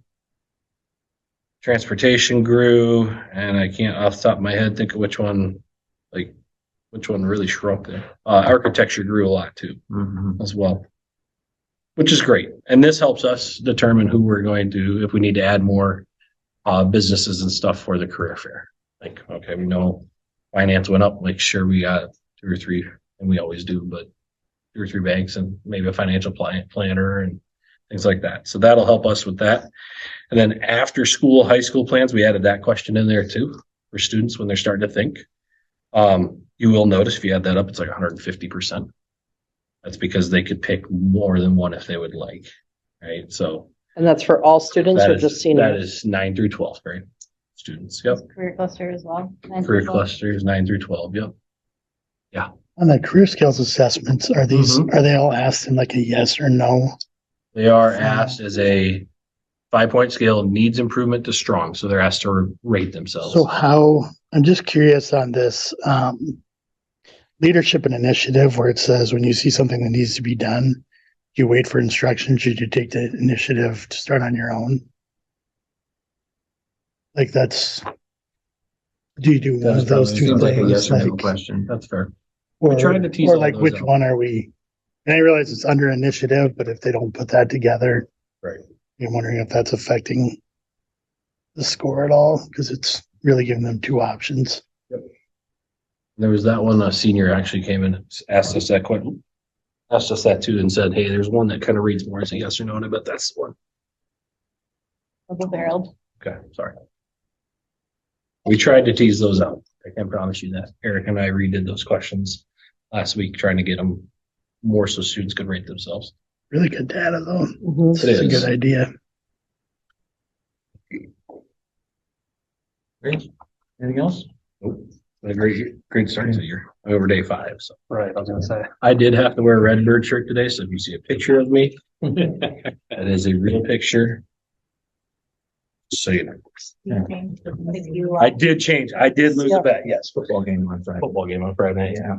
My brother. I'm glad you're a man of your word. Thank you. Thanks, man.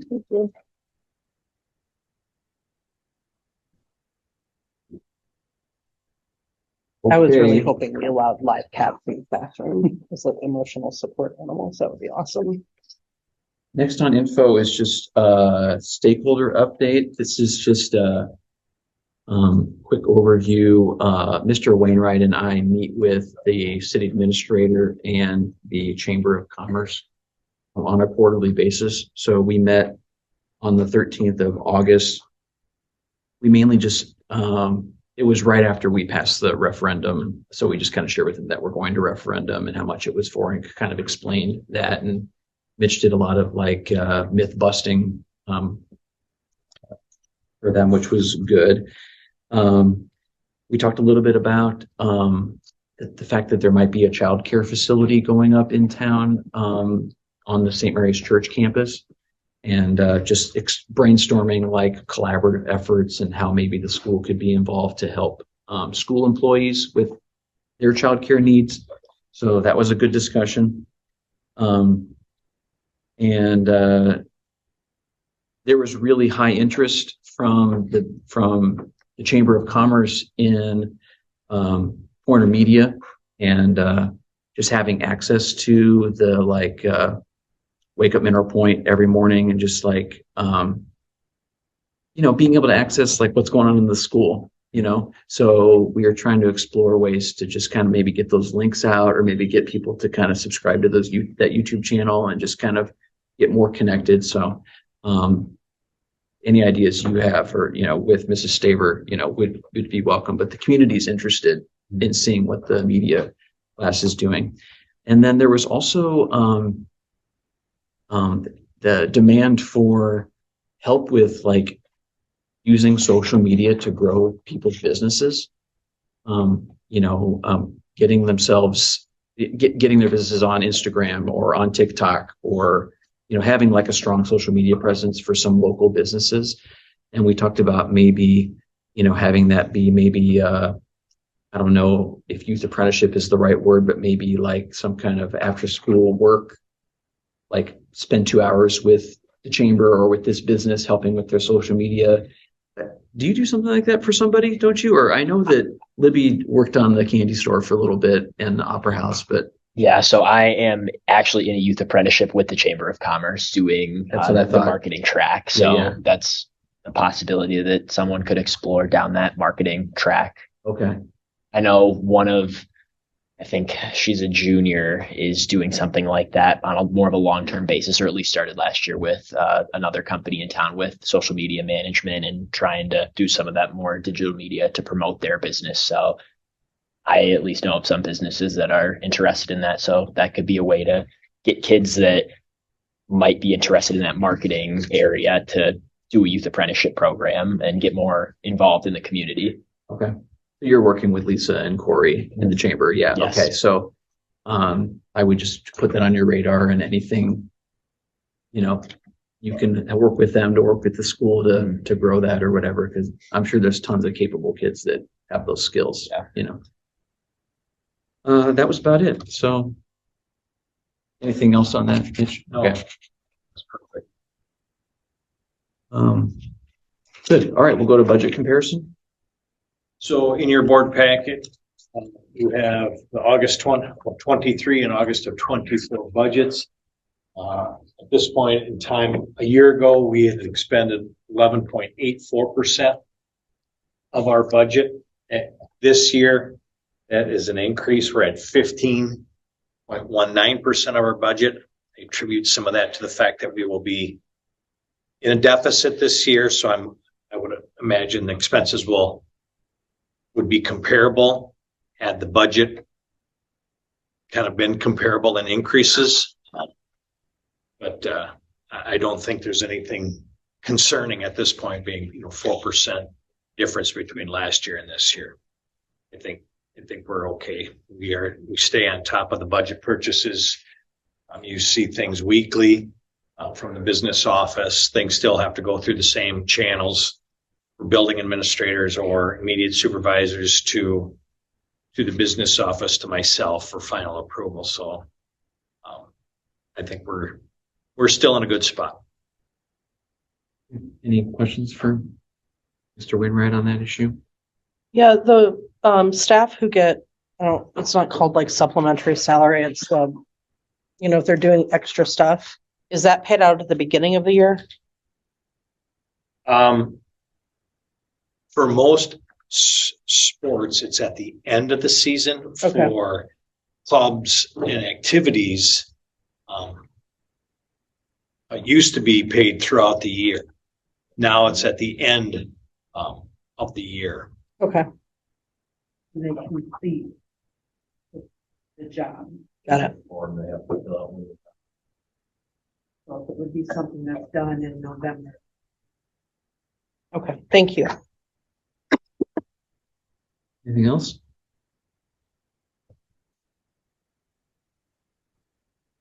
Tony? Anything driving? Well, I'm looking at our salaries as a percentage of what's been used, and we're more than 4% off. 4% of the budget, and I'm just trying to reconcile that. Is that additional just the additional positions we've added? Are we still in the right kind of range of where we'd expect to be? Yes, and having some additional staff members. Okay. A couple of positions that were created. So that would account for some of that being, and we still have the same number of classroom teachers, but we have, the reading interventionists, we have, A couple support staff. Okay. Yeah. Okay. And that would also account then for the benefits being up more than correct, a couple percent. correct. Thank you. Yep. Okay, moving on to district enrollment update. Well, do you want the affectionate term?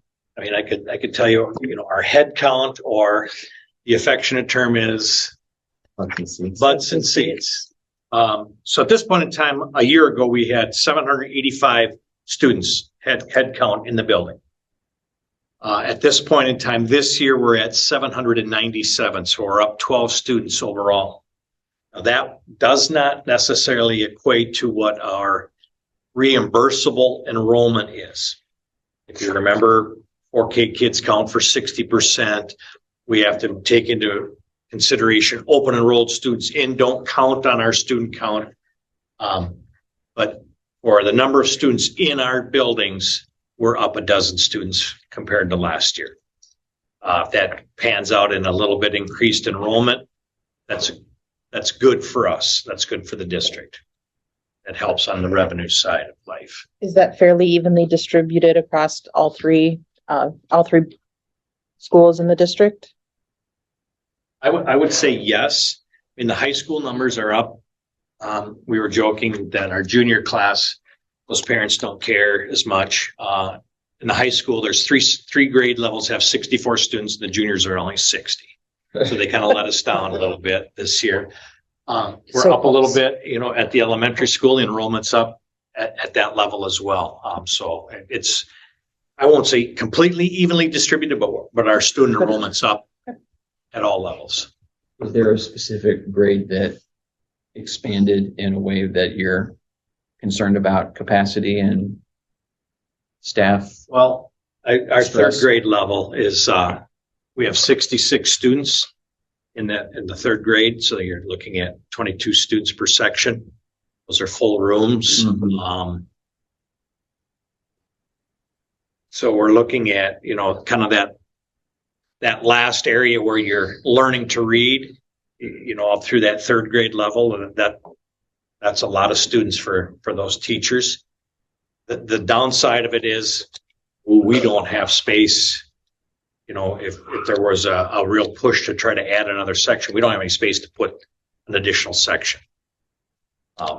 So it's difficult. They're doing the best they can at this point in time, but that is a section of students that we need to continue to keep our eyes on. Mm-hmm. It's a great class. Like, it's manageable, but just takes a lot. It's been a big class from the beginning. Yeah. It's the new ones that in the district that came this year. We expanded even past our number of 0. We even expanded to a few that moved in or already work here. The third Friday count is next Friday, so we'll see those papers then.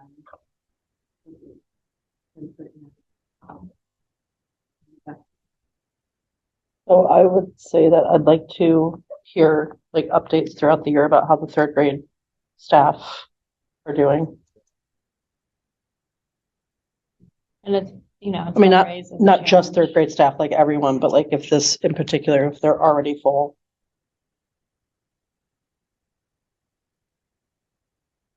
Any questions, comments? Is there a precedent for this happening in other grades throughout history that had a way to deal with it or approach it, or no? I think in the past, the issue was addressed by adding another section. So for several years, it was 2 sections at different grade levels. And when that number really peaked, then they would add a third section. Well, we're at 3 sections in every grade level right now. And again, there are no classrooms that we can take take this person and move them into a hallway or a closet and take their classroom over. We don't have that space available down there. What is the smallest grade in the elementary? Fourth grade is sitting at 46. Oh, sorry, first grade is 41.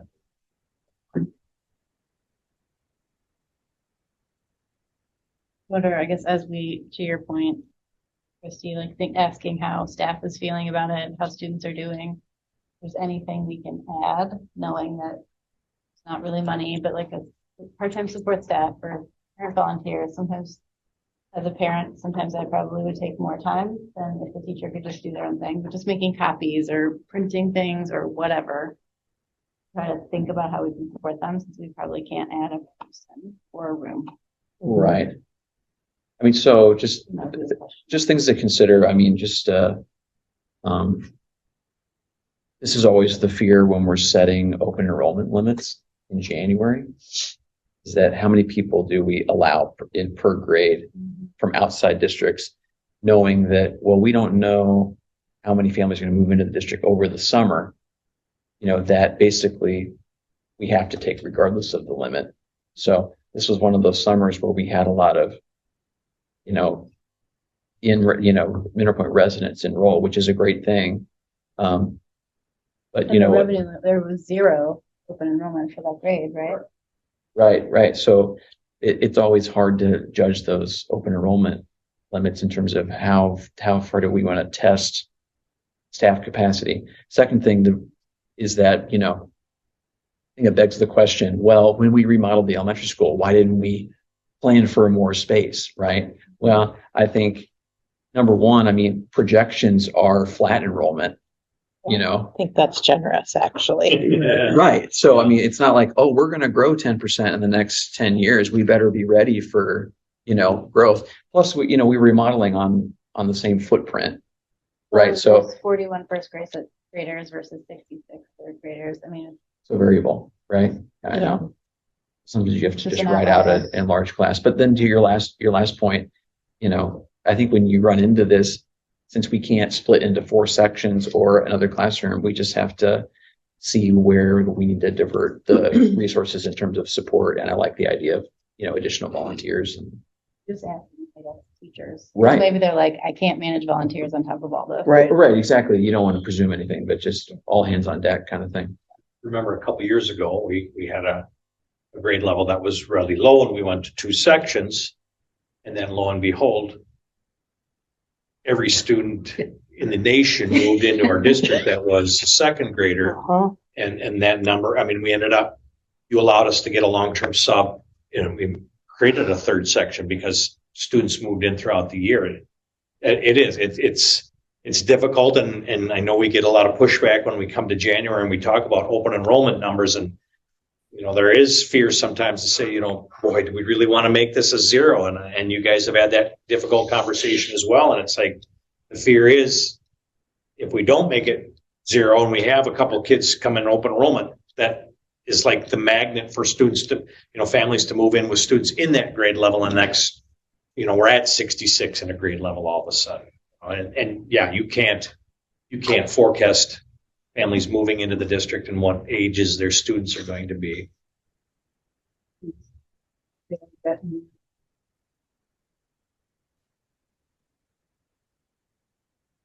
There's never a set time when. I know a question came up in committee about, doing a child find. That only impacts families that live in our district. So that doesn't help us, who might be in a neighboring district that is planning to open and roll into our pre-K program or anything like that. We don't get any of those kind of numbers. We only know from our own tax-paying school district, Okay. Let's move on to referendum update. So I shared with everybody a couple of documents. The top copy is the Baird assumptions, trying to anticipate on a conservative side, flat enrollment. so that our revenue as far as enrollment would be concerned stays the same. We did anticipate $325 per pupil increase in each biennium since the governor's line item veto made that go through the year 24-25, 2,425. So long after I will no longer be the superintendent here. But again, there'll probably be some challenges of that moving forward. And then kind of looking at what's a flat increase, a 2% inflation rate per year, basically on the equalized valuation on what the state comes in and says the property is worth in our school district. That the school plays no role in determining what someone's property is valued at. We looked at stable revenue from the outside. We get $742 in per pupil categorical aid. We anticipate our salary structure is tied to CPI whenever possible. We looked at maybe a 3% increase year over year, maintaining the same staff. So it does say stable staffing. So we look at nobody's going to retire. We need the same number of teachers. We look at a 7% insurance increase and then 20% insurance policy increases. So like our workman's comp, our property casualty insurance, those kinds of things tend to see a steady increase, and we're assuming a 20% increase. So the next page is basically that Baird forecasting model, their spreadsheet. They took all of our financial history. They were able to go back several years, and then they gave us the current fiscal year and put all of our information in. What are our salaries? What are our positions? What are we paid in support staff and substitute teachers? And what have we paid for electricity and all of those kinds of things? So they put it in their spreadsheets, basically based on what we've been able to give them for this current budget year, the 24-25 fiscal year. They're indicating that we will have a deficit. You've been well aware of a deficit. You approved a preliminary budget with a deficit. We've been able to whittle that down tens of thousands of dollars to get it to where it is right now. And if there is no successful referendum in our future, we get out to the fiscal year of 28-29, and we're looking at that being right around a $1.3 million deficit. So the deficit we have now will be a little bit higher the next year, a little bit higher the next year, a little bit higher, to the point where 4 more fiscal years out from this one, so in 5 years, we would be $1.3 million in the hole. In the 25-26 school year, where our fund balance percentage drops off, you have board policy that says we need to have a 15% fund balance, and that would push us below that. The third page actually then shows if there is a successful referendum.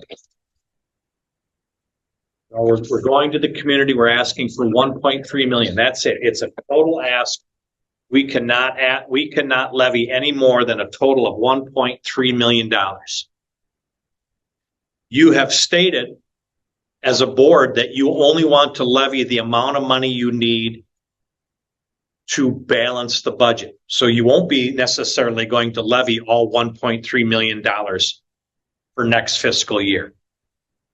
Based on our assumptions, we're looking at the potential of only needing to levy for $700,000. So about half, a little bit over half for next year. It shows the mill rate only going up basically 62 cents or $62 per thousand.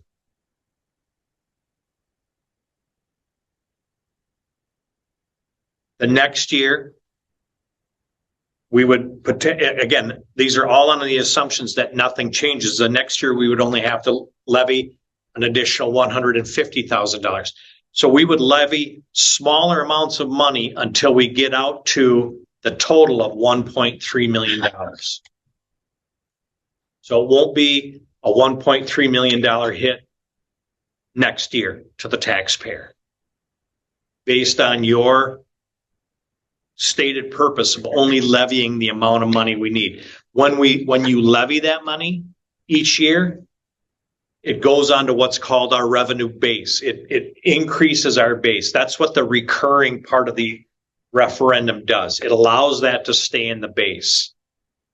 Some of our surrounding school districts are non-recurring, so they're going to ask for $2.99 million next year. Then the year after, they're going to ask for another 2.99 and another 2.9, and every year it comes off their base. So in total, if you ask for that over 4 years, you're really asking your taxpayers for $12 million. Or I'm asking for 1.9 million per year for 5 years. I'm asking for $9.5 million over 5 years. And when that is done, their base drops back down to where it is this year.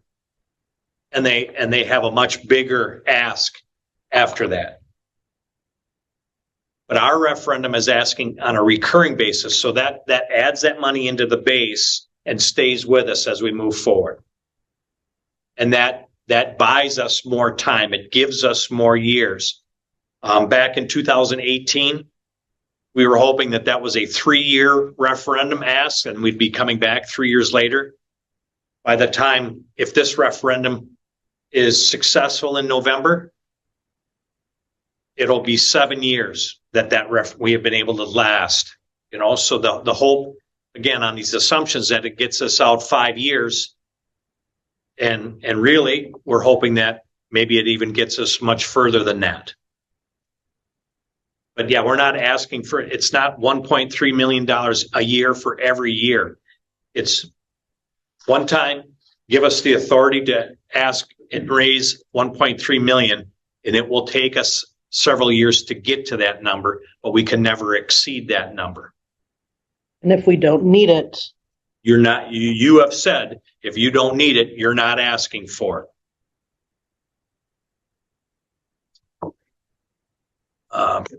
By keeping the mill rate flat, we're saving money today to pay back the bonds we owe for the elementary school. Yeah, if there's a debt defeasance, yes, that money goes into an escrow account and will help speed up the payoff of the elementary building project.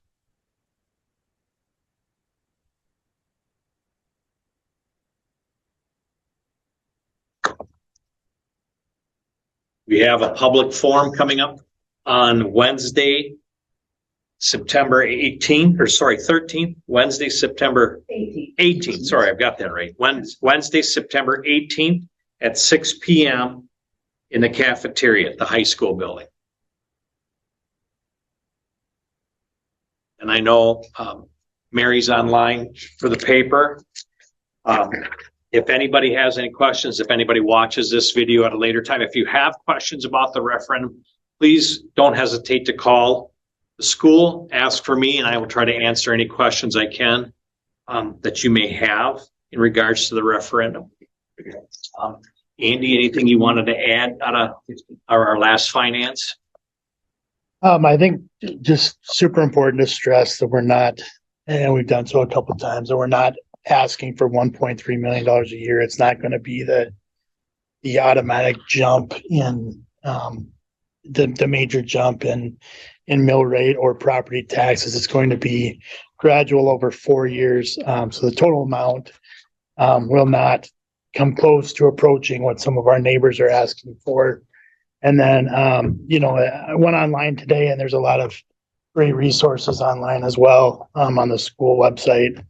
A lot of myth busting there and some facts that will be interesting, I think, for a lot of taxpayers to know. So there is a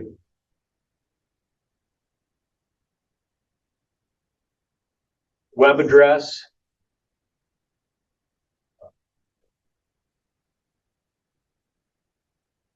It's up to the side. So basically, our mineralpointschools.org/2004 referendum has a lot of information about our referendum. Some of the specifics, we are going for what's called an operational referendum. We cannot do building projects with a successful operational referendum. We can't add another classroom at the elementary. We can't finish the football stadium. We cannot do those kinds of things. Normal maintenance kinds of things do fall in an operational budget or operational referendum, but this is to pay our bills, to pay our staff, to maintain the educational programs that we have.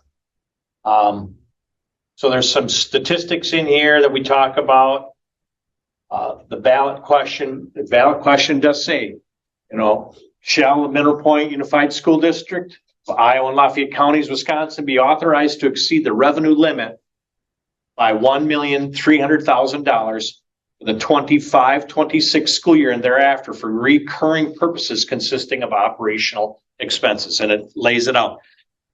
Based on forecast, we would only ask for $700,000 next year.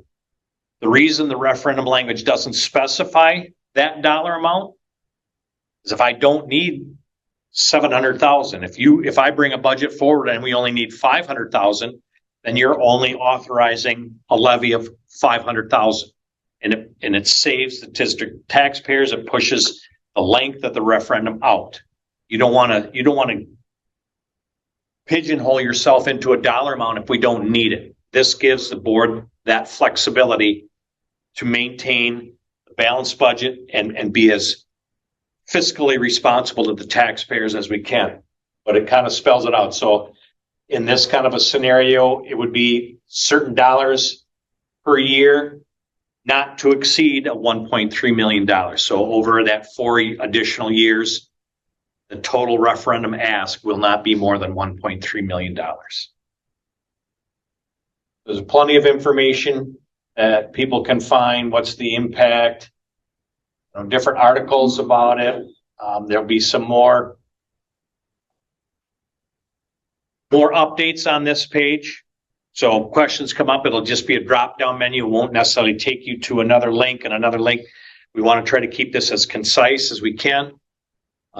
We are already working on scheduling some meetings with some smaller organizations and groups and things in the community. Again, Wednesday, the 18th, 6 o'clock in the high school cafeteria. If groups want me to come talk to them and kind of explain, feel free to reach out. You can call my assistant, Angie Schubert. You can, email us and we can get it on a schedule and I can get there and meet with you.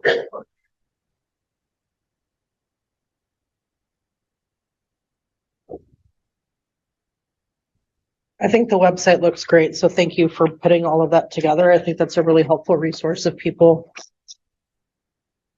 if they want more information, they can get to it whenever is convenient for them. So I appreciate that resource for everyone. And we are putting together, like for the Wednesday, we're putting together a slideshow and I'll be able to, print off pages so I can have some handouts too for people they can jot notes on and take with them. And again, it's important, I think, for people to have the information they need to make whatever decision they're going to make. And if they have questions, please call the school, please reach out to board members, and we'll get you the information as quickly as we can. Is there any intent to make like a one-page summary that's kind of quick and dirty to take away? Joel and I are working on something like that, to just try to get it as concise as we can. I know it's a lot to digest and it's hard to simplify. Great, thank you. Anything else on this topic? Just repeat that it's hard to simplify. There's a lot of noise out there. So it's helpful. Thank you for coming. Okay, next we'll go to first reading of policies. So in the consent agenda, you would have had a chance to read through policy committee meeting notes. and trying to kind of just give some of the updates and reasoning behind the updates. Christy, anything? No, I mean, for the most part, it was updating, based on suggestions from WASB. In a couple of the policies, it was specifically naming a position who was going to be overseeing it or in charge of something. And I think that was, I mean, some of them we didn't need to change at all, but all of them were,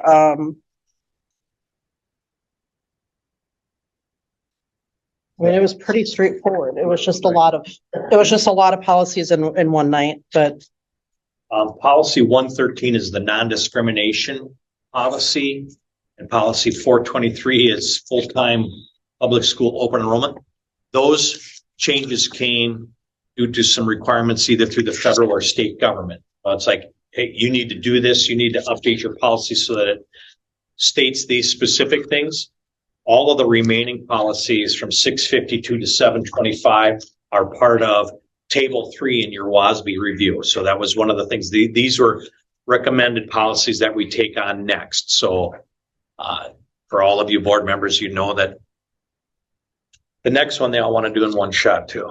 I think there's 100 policies in the next round. So we'll be looking at maybe a little bit different schedule. And those committees, they step back in urgency at each table we get into it. So it's not as crucial that these next ones get done in one shot, but yeah, I don't think minutes were great.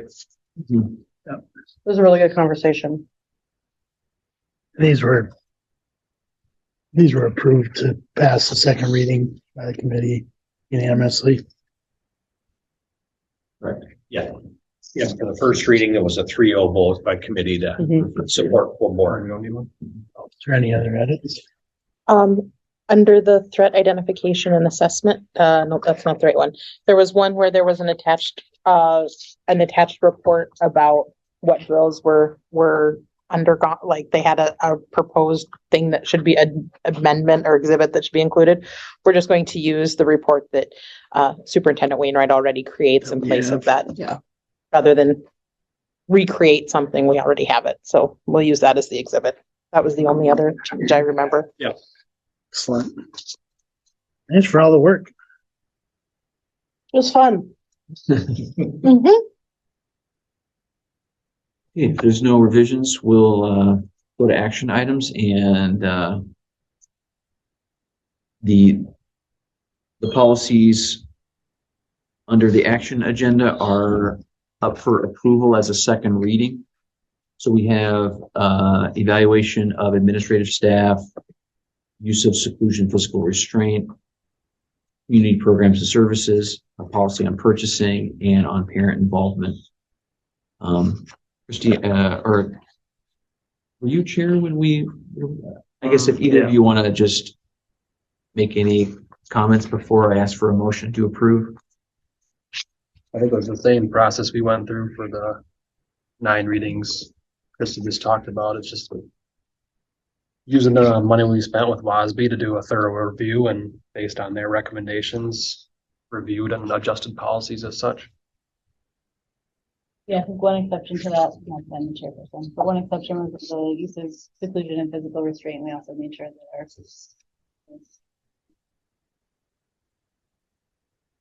I'll take a motion to approve these policies as listed. Well moved. I'll second.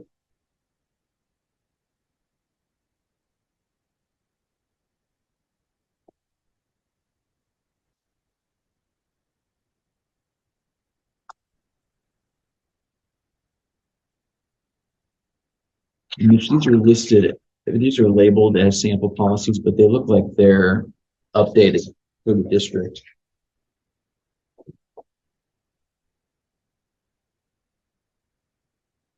Be approved as written, is that correct? Correct. Yeah. Yeah. So if you go into the policy, The ones for second reading? if you go into the policy, any of the editorial marks, anything that might say sample policy, all of those things are removed from the policy, so it is what the policy would read. Or That's what it looks like.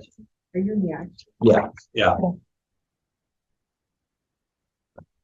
Yeah, it's like, at least what's printed, maybe it's different. 222.1 does not have sample. That looks. I think this is what he's looking at online. It's a sample policy. Oh, the attachment. Right, yeah, the attachments are. When you go into the. Exactly. Yeah. So I just wanted to say that Yeah. they're named sample policies, but they are ready to go. They've been revised and Yeah. ready to go. They're in my review folder under policies. No worries.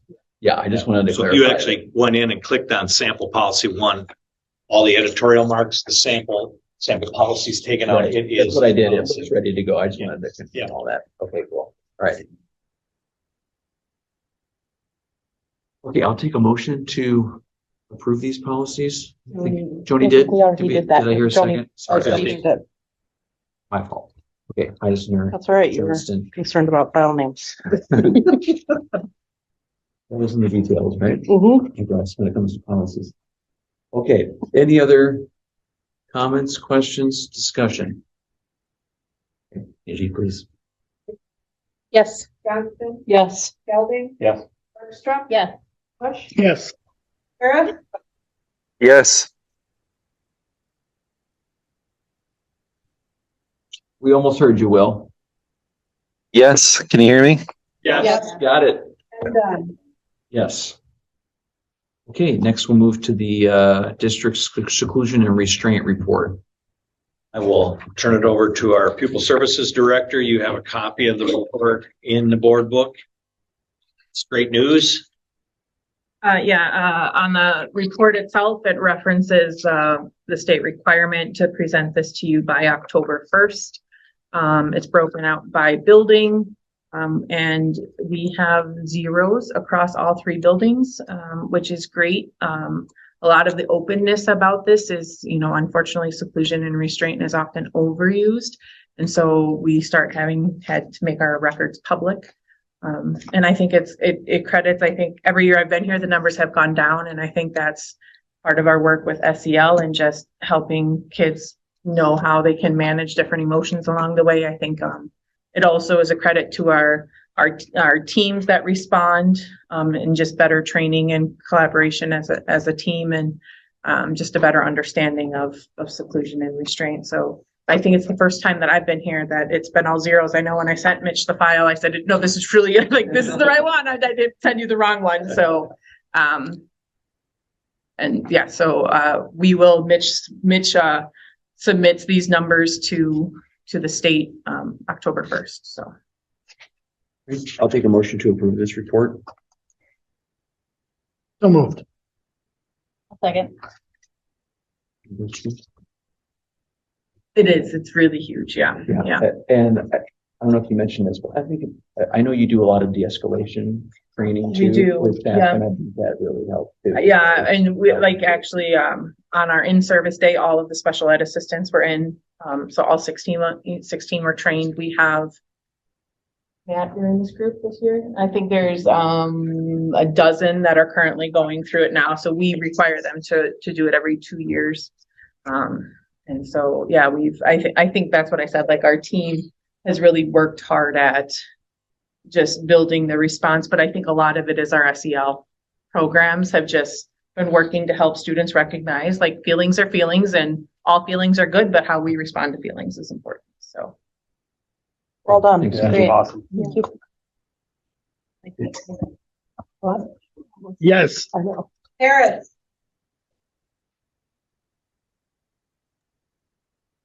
Yes.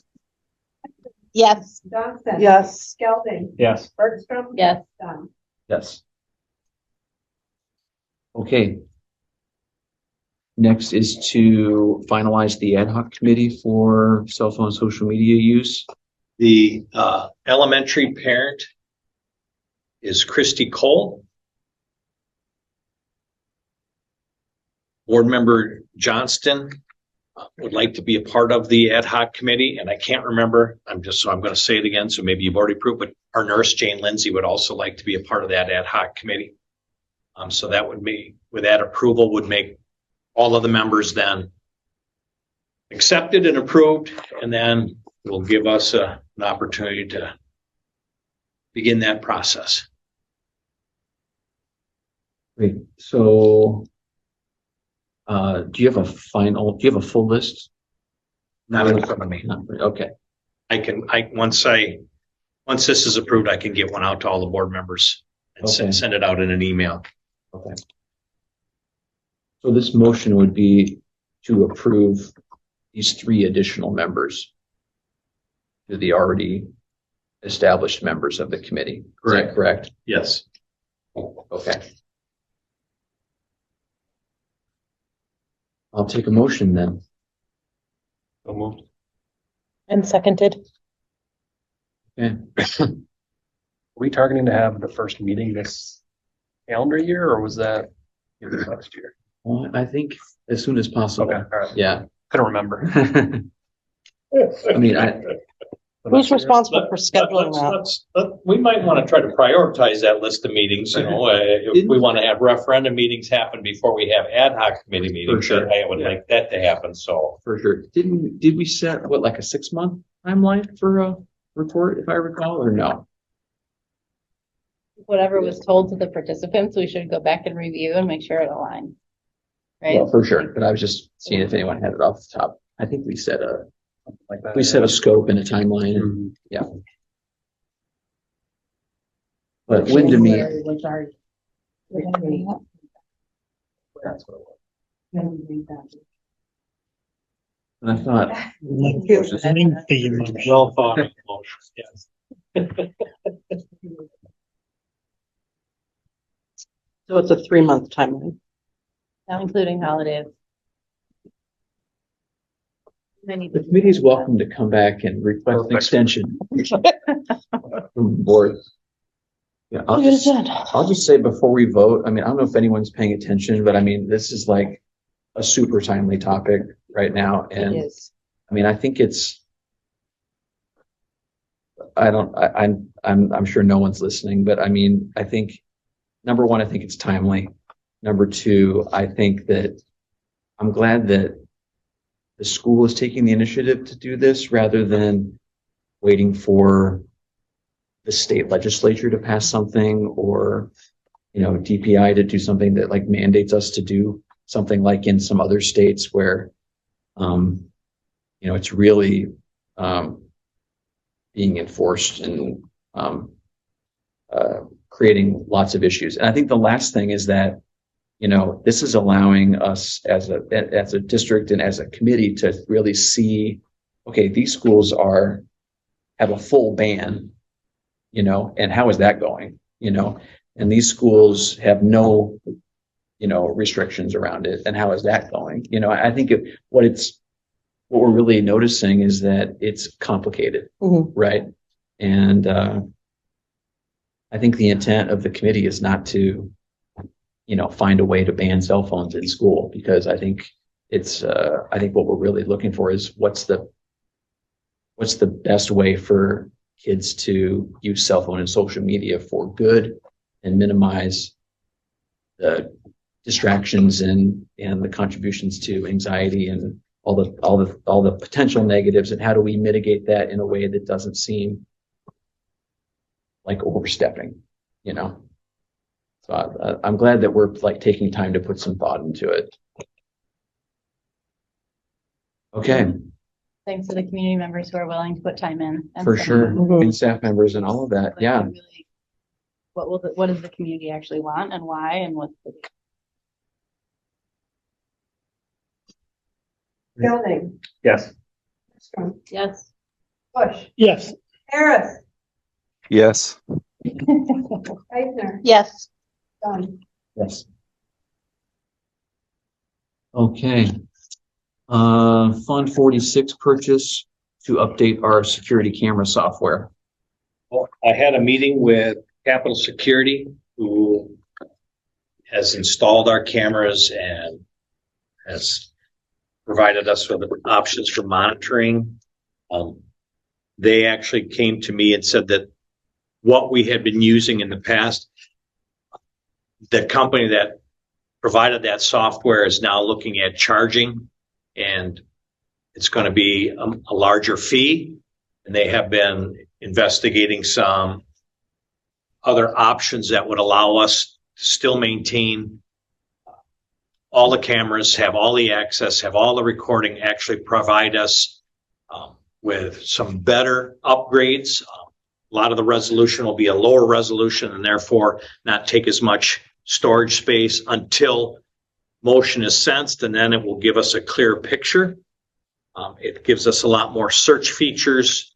So we have students that come back, and I know you find this hard to believe that, hey, 2 weeks ago, somebody took something out of my locker and I don't know who it was, and if we can go back, at least look at the cameras in the hallway, and you can see maybe what had happened. A lot of things don't get reported right away.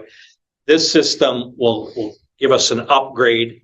It does provide ease and convenience for our local police to be able to log in and patch into our cameras in the event that they might need to do that as well from outside the building. It would be a secure link for the police department.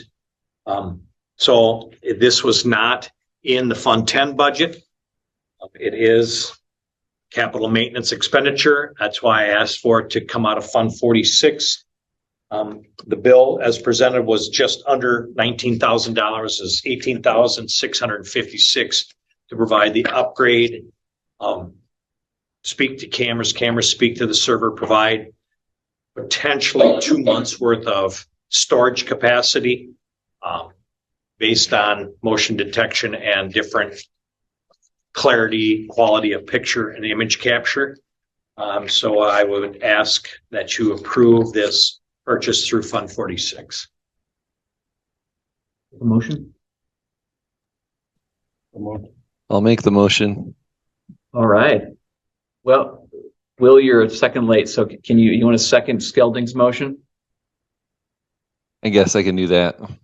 Okay, thank you. One question. So it's my understanding, so the current software we're using is now going to come with additional cost. And so we're switching software that's cheaper, less expensive, and it's essentially better software. Yes, based on all of the conversations I've had, provides us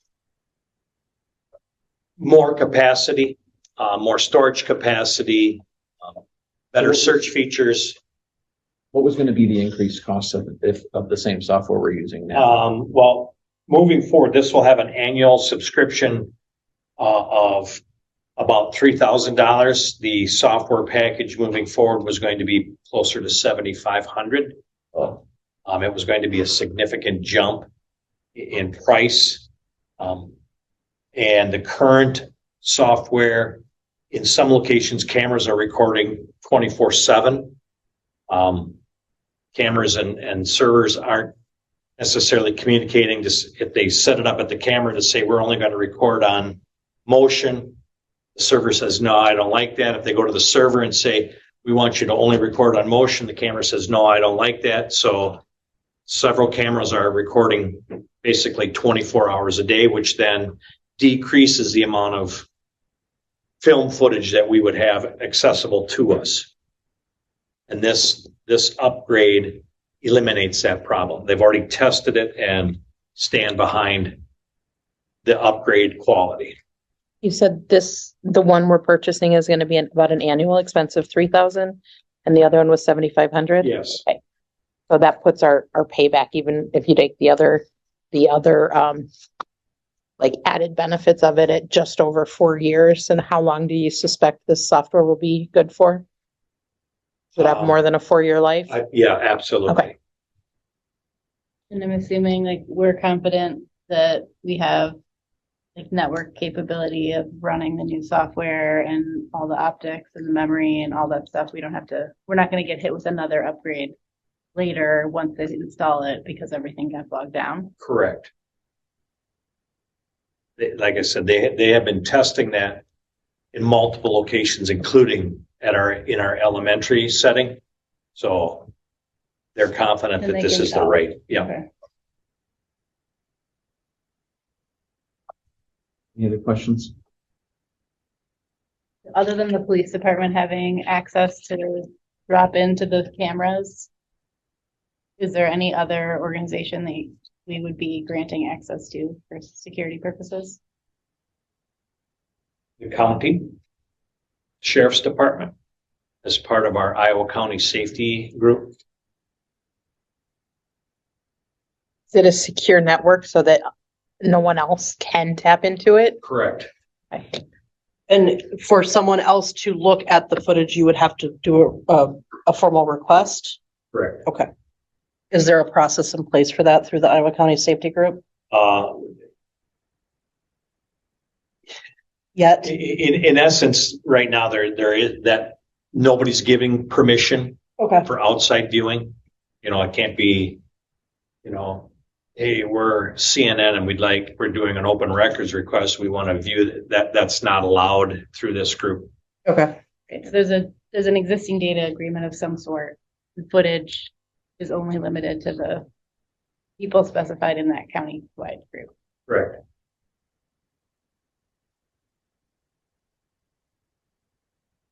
Anybody else? Gelding, Yes. Bergstrom, Yes. Bush, Yes. Harris, Yes. Eisner, Yes. Johnson, Yes. Doug. Yes. Thank you. Okay, that ends the action item agenda. We'll go to board business. So just quickly, the WASB regional meeting is on October 8th. Will, are you planning on attending that? Or did I get it wrong? I think it's in It's the 9th. Oh, sheesh. I have 8th written down here. Sorry. Aaron, I'm Right. going to be in Guatemala, so if somebody else wants to go represent Mineral Point, they can. It's not mandatory that we have somebody there, but it's always nice. Yeah.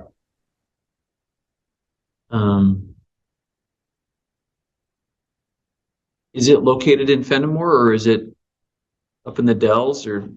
No, I got the brochure the other day. Obviously, it's not in front of me, but Yeah. I believe it's at Southwest Tech. That's where it was last year. Okay. I believe our region is usually held there. I think. Joni, it looks like you want to offer something. No, I'm wondering if they have a good speaker this year or a good topic. I mean, if it's something that's like seems like, oh yeah, that would be really timely. We could probably even have more than, multiple people go, but We could road trip to Fenimore. Yeah.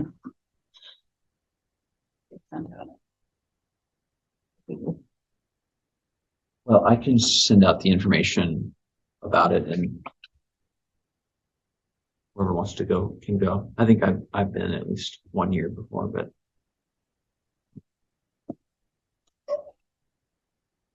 Yeah, Mitch, it's Region 9, right? I believe so, yeah. It says Tuesday, October 8th. Okay. On the WASB website. For what that's worth. I'll send that out to everybody. Okay. Next is the staff rep meeting update. We met in August, and we just to summarize, staff were excited to be back, and see all the kids. Excited about just personal, professional growth. Concerns were, at the elementary school, mainly around all the Act 20 training and how much time that was going to take.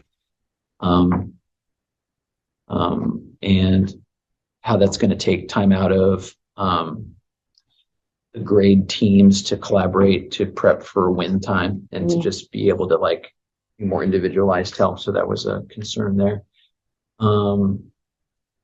Big kindergarten classes. So just a little concern about that going in. New curricula at the middle school. Do we know what the kindergarten class sizes are right now? 58. For 3 sections? Okay. Yeah. Oh, good size. Keep us posted on that too.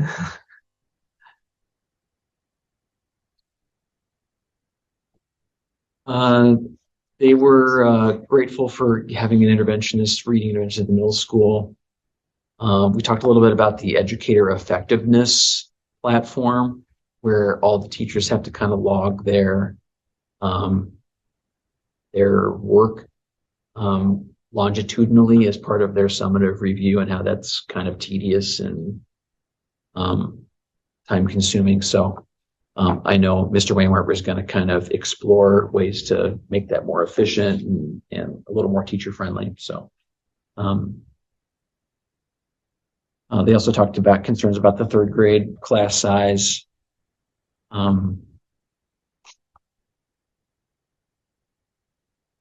And there were a few staff reps that left the group or asked to be removed. So we're looking to recruit a few more new members, especially from support staff. And then we're hoping to have our next meeting at Options as a way to kind of get a brief tour of the facility and kind of meet in a different space.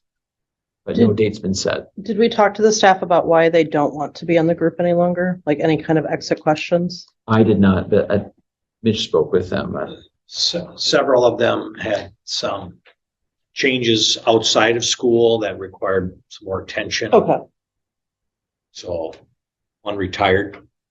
She didn't want to be on the committee Well, anymore. come I think on. that's a pretty poor excuse. Sure. I think some of them just forgot too. There are a couple that don't want to get off, simply forgot. As I reminded them, hey, I missed you last night. Oh, that's right. But there were some that said, could you please remove me? I don't have childcare available for Sure. me at night, or I've got something else that that needs my attention in the evenings. And so I simply said yes. And we mentioned, it help us recruit a few more people to come back on and replace. There wasn't anything like though, like it was a waste of my time and I didn't find it helpful or anything like that. Nobody ever Okay. shared that sentiment with me. So at the breakfast the next day, though, some of us were talking about like next time we do it, like we focus on one topic and we walk away with, here's what we're going to do about it. I like that idea a lot. Mhm. I think we also want to, really encourage the staff reps to kind of gather feedback and input from their peers. So they feel like they're really representing, like taking a moment to kind of get some feedback from people instead of just maybe what their own personal thoughts are. And so we'll try to give them a heads up, well in advance of the meeting. But, and maybe that'll help kind of coalesce around a topic, that we can zero in on. I think it's still a work in progress, but overall positive. I think they're really appreciative that we're like taking the time to listen. I appreciate the time that they're willing to give us. For sure. Yeah. Yeah. Which to your point about a topic, like making it worth their while as well, feels really important. Yeah. Right. Next Thursday, the 19th, Empire Photography will be.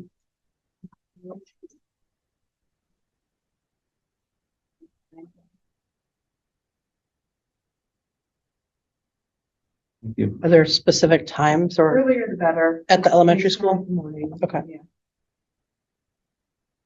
They'll be there Thursday. yet after, they'll be there for the PM kindergarten or PM exam. Okay. At the elementary, school, they're longer than probably what the school has. Next, we need to plan another meeting to go over the strategic plan before we kind of a last meeting before we meet with stakeholders.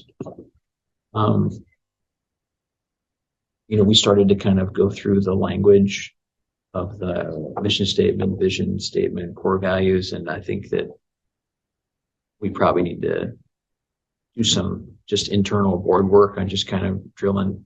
It sounds like we kind of want to update it and also maybe simplify it a little bit.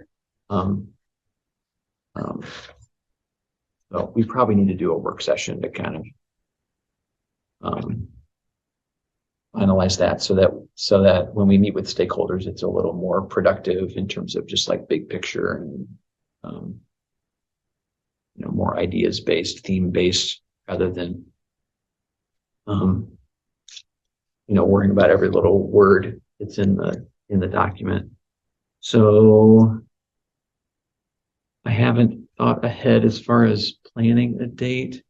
I know we're in the thick of referendum. But That feels like how does end of the month or End of the month, like the week of the 23rd, yeah, because the following week would be our committee meetings, right? If we leverage a committee, is there a committee meeting that won't maybe we use an agenda for that?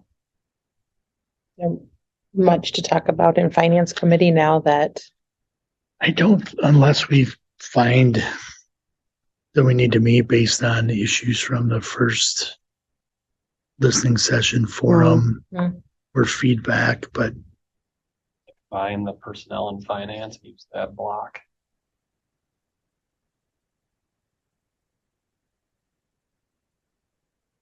yeah, that'd be on Monday the 7th. that'd be on the 7th. I have to travel that. I was thinking it was the first. Well, September 30th is the Monday before that. We could meet then. That's what I was thinking the committee meetings would be, right? Well, the regular meeting's on Oh, the no. 14th, right, Mitch? Yeah, So, never mind. Correct. so yeah, we could meet the 30th or the 7th. Do you want me to check Dr. Nutter's availability and as a facilitator? do we need a facilitator? I think it might be more efficient if we did, but If you think it will be more efficient, then yes. Meeting. We do have a standing contract that we already paid for that. yes, Oh, we do. Yeah. So that's covered. Yeah. Okay. yeah, all of Would his, not be in favor if we- no, all of his time is through our CISA dues. Yeah, we haven't had any additional payments for any of this time. I would rather do it than on September 30th and hold the 7th for any finance questions that might come up from the referendum meetings. Okay, I won't be able to join you, but on the 30th. Okay. Well, why don't I check with Dr. Nutter and see if that works? I'll email the board. And then Rachel, maybe if you want to share some thoughts in advance, that would be great. Okay. Thank you for that. Next, we'll go to employee services. So we're looking for approval to hire Harley Vosberg. Did I say that right? Vosberg. To help out with elementary food service. So I'll either take a motion to approve this hire, or if there's any concerns, I'll take a motion to go into closed session and discuss those concerns confidentially, and we'll vote after closed session. I'll make a motion to approve the hire of Harley for elementary food service. I'll second. Take a second. Okay, Skelding Bush. Any concerns, discussion, questions about process or anything? Okay, yeah, anything not standard about the hiring protocol or procedure. Nope. And those of us in the school have a very good working knowledge of Harley. She's a former student here, so we're all well aware of who she is and what she can bring. So happy to have her on board. and I'm sorry, is this a replacement hire? Yes. Yeah. And we had a vacancy. And That had it's, not yet been correct. filled to start the school year, so it's in the current budget for the food service. Yep. Yeah. We'll be bringing somebody to help out at the middle school, high school, basically the same thing. It's 3 hours a day, middle of the day. It's in the budget. It just, we have a staff person that we believe will be able to start in November. So we'll be trying to fill it with subs and whatever we can, but Sure. yeah, the positions themselves are in the food service budget. Okay, great. Thank you. Yeah, that's all I had. Anything else? Gelding, Yes. Bergstrom, Yes. Bush, Yes. Harris, Yes. Eisner, Yes. Johnson, Yes. one. Yes. Okay. We have no closed session. Next meeting is October 14th, or I mean, next regular meeting. I'll take a motion to adjourn. So moved. Second. All in favor, say aye. Aye. Aye. Opposed. Mr. Harris, thanks for joining us. Safe travels. You got it. Buenas noches. Noches. Thank you.